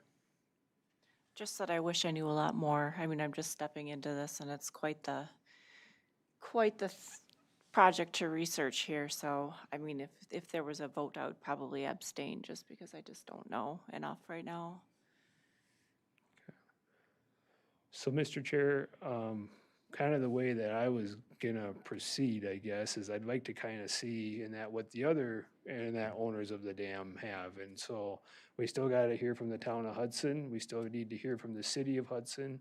All too often, and that county comes in as, big bad government and that over these municipalities. And so, and being that we're just a financial partner and all the management and a lot of the inspections are handled through the city, I think they're a pretty valuable part, in this. So if you want that, we can just kind of leave it tonight. And then I can come back and I can report back next month and that with kind of what comes out of these other meetings, if you would like. Okay. That sounds like a prudent way to handle it. Okay. Um, Anything else on this agenda item, or would you like me to jump into number 7, the No. floodplain ordinance? I think we've hit that one pretty good. Number Okay. 7, consideration of forwarding proposed Chapter 18 floodplain ordinance to the DNR and FEMA for review. Okay, so I can make this very short. My thing is I want to make sure that our governing committee knows what staff is doing. And so we put together a proposed Chapter 18 floodplain zoning ordinance amendment. The DNR produces a model ordinance for that. Not only is there NR standards and that for floodplain ordinances, there's also FEMA stuff. And so the process and that to get DNR and FEMA to review this ordinance is probably going to take a minimum of 3 to 4 months. And so the main changes in here are to comply with the model ordinance, to comply with our new processes, and then also to incorporate 2019 Act 175, and that is optional. And that my reasoning for incorporating Act 175 is if we go back in zoning for 20 years, we used to always have non-conforming structures and they were limited to 50% of the repairs on the structure. So in other words, if the assessor said that, yep, that house is worth $100,000, if it was non-conforming, you could only do $50,000 worth of repair, okay?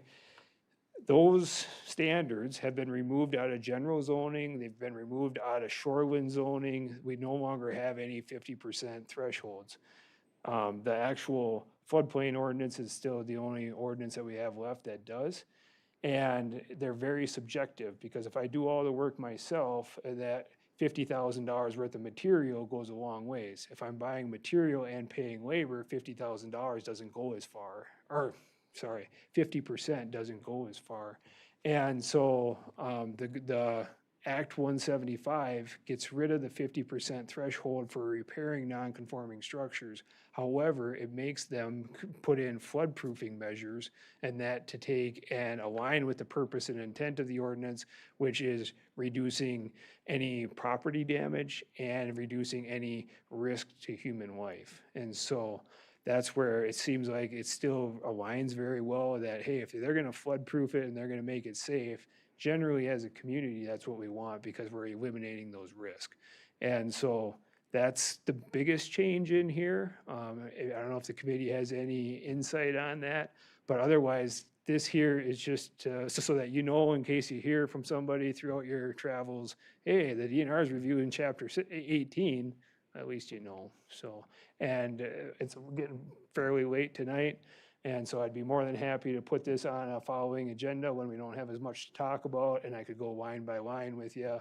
And then when we get the review from the DNR and FEMA, they might have some changes too, and then we'll put it together. So, all right, and that, okay.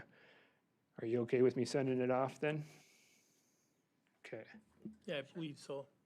Can we Send do a it off, motion but- on this one, and that, just so that FEMA and the DNR know that we're serious?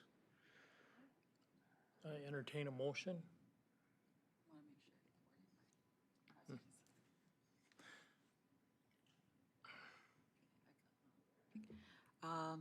Move to forward the proposed Chapter 18 floodplain ordinance to DNR and FEMA for review. So a motion, we have a second? I second the motion. A motion and a second. Any further discussion? Seeing none, all in favor signify by saying aye. Aye. Aye. Aye. So motion carries unanimous. Then we'll look to you, Jason, in the future to have that in more discussion on the Yep. agendas. Okay, I'll just kind of watch your agendas, and when we get time, I'll throw it on one. Corp Council will also be reviewing the ordinance in this 3 to 4 month window, so. It's just part of our goal is to update all of our ordinances, so the only one that is left and that hasn't been amended in the last couple of years is the shoreline ordinance, so, and that, we've got a draft about half done on that one as well. The financial reports here, these are through March, and so I'm not going to elaborate a lot on these unless there's any specific questions.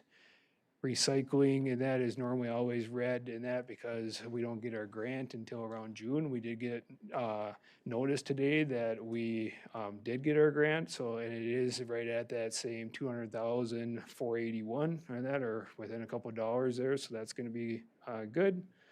Our hazardous waste program, and that is still in the black. We haven't had any expenses coming in. Parks, and that is lagging, and that we're currently in the black. That number is a little misleading because we've got some prepayments and that on some of the grants that we're gonna do this year, so. The fairgrounds is there, UW Extension, and that is in the black. Land and water conservation, for the new members on this committee, you will see this number here go very red in that. So when we're looking at September, October, it's kind of alarming in that, but that could be easily $270,000 in the red, because we get a staffing grant through DATCAP. It covers 100% of our highest paid staff. It covers 70% of our second highest paid staff, and then the third highest paid staff is 50%. So a bulk of our wages come out of that grant. Also then, and that towards the end of the year, when all the crop practices are going on, because a lot of times springs are wet, so we can't get a lot of jobs done, or they need to take and wrap them up in the fall. Well, by the time the job is completed in October, November, when it's drier, then we have to submit to the DNR for reimbursement. So there's a lot of grant funds that comes into the Land and Water Office very late in the year, or even in the following year, the first few months. Planning and zoning, so this fund here is mainly funded in that with the RODs and that document fees. And so we budget for $100,000 and that for that amount of documents. A lot of our software comes in early in the year, so that's why that's showing red right now. But last year we were able to finish in the black. I think that as long as documents can come in fairly consistency, this one should finish in the black too by the end of the year. Zoning and that, so this is kind of our catch-all account is what I kind of figure. One of the accounts here, this other professional services account, that money, you say, what are we spending $54,000 on? And that is actually earmarked for the Phase 3 design of the Highway 35 bike trail. So the carbon reduction grant didn't cover design. And so those expenses are all coming out of that account. And we'll probably go over. Our estimate was $96,000 in that from SEH for that design. So we'll probably go over, but we'll probably offset that with staffing and also with maybe an increase in permit revenue. So, and that one is usually always in the black as well. So I just wanted to highlight those changes. Is there anything that you have questions or concerns about? Okay. Okay. Looks good. Thank you. And we'll move on to setting our regular meeting schedule. Now, my understanding, Jason, is you prefer us to consider moving ahead 1 week versus so that we would be the first week of the month, first Thursday? No, and that, so the county County Board Chair Fiedler would like to take and have all the standing committees within the first 2 weeks of the month. And so the only thing for staff is that if the county board meeting is the first Tuesday, we need to take and publish the Community Development Committee packet on Thursday. And so the moratorium idea, and that was brought forward tonight, we didn't have a lot of time to research or study that because we had to get it into the packet. So that's where kind of that third Thursday works nice. However, at the same time, I believe Admin Committee and HHS have all picked the second week. And so for consistency, that it probably makes sense in that to have them all in a line like they always have been. And worst case scenario is if there was a future agenda item that took some research or for some staff time to dig into it, we might have to put it back a month. That'd be the only impact. But other than that, public notices for these hearings and that, none of that is affected. So. The second Thursday, this So yeah, we're the second Thursday then? It's fine. Yep. If All that right. works for everybody else at 5 Second o'clock. Thursday, and then like to maintain the 5 o'clock versus earlier times for the simple fact it allows the public better access to be at the meetings and things. So, okay, we'll continue then second Thursday at 5 PM.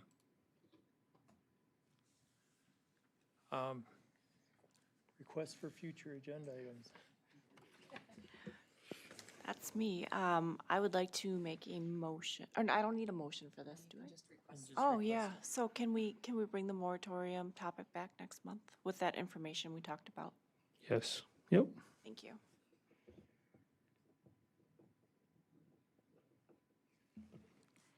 I would like an action item to move conditional use permits to the Board of Adjustment.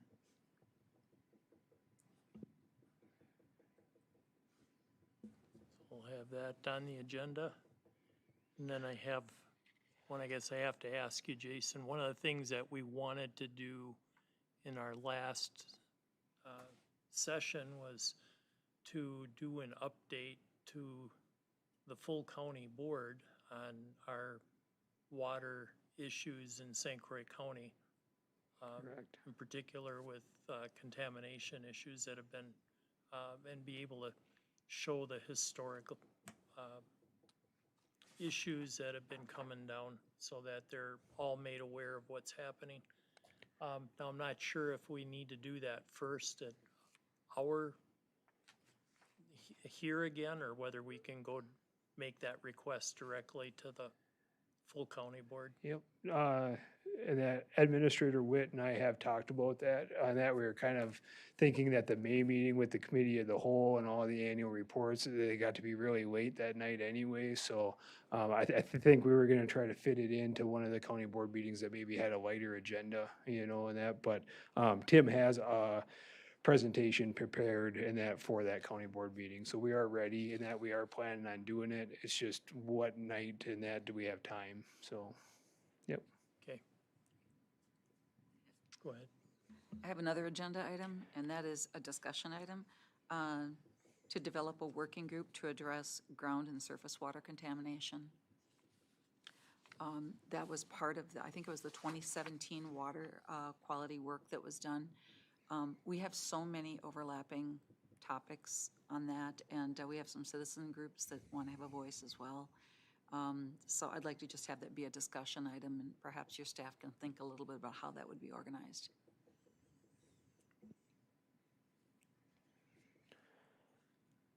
Okay. Can I back up a couple actually? The action item to move conditional use permits to BOA, when that comes on the agenda, that will take an ordinance amendment. So we'll have to amend several of the ordinances again, like chapter 17 and 15, possibly even 14. And so that'll be basically to direct staff and that to amend those ordinances. So, okay. That's I how. think, we definitely want to have that at least as a discussion item so that, we have 3 new members on this committee that really need to have an understanding of why we are, even the thought is there, because we just changed this. Right. But I think by having it at least on the agenda as a discussion item would be a benefit so that everybody's up to speed on what this is about. Yep. Yeah, I just wanted to clarify how it would look on the agenda. So, yep. Thanks. Does anybody else have anything for agenda items? Mr. right. Chair, We'll move on for, would you like to know what applications we have set up for public hearings for June? We have one rezoning in the town of Star Prairie, a conditional use permit in the town of Star Prairie, and another conditional use permit in the town of Kinnickinnick. so 3 of them again. Drink coffee. 9 o'clock meetings. All right. Any other announcements? All right. So then our next meeting date. Well, sorry, Mr. Chair. Yes, Oh, go I ahead. do have one. And that announcement. So last week, we got preliminary approval for Phase 4 of the Highway 35 trail. We applied for a TAP grant last October for it. And so we did get preliminary approval for that. The bad news is, that they are not able to cover design cost for that phase, which was estimated at around $225,000. But that they are able to cover their construction cost share, which is 80%, and so that's about 1.12 million in that. So it'll be a couple months before we get our state municipal agreement or SMA that we would actually sign to finalize that. But that was very good news for that last segment of the Highway 35 trail. It's excellent. Congratulations.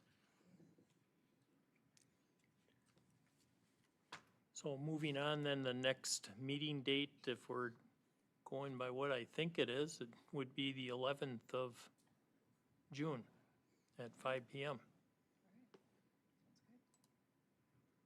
It's all okay?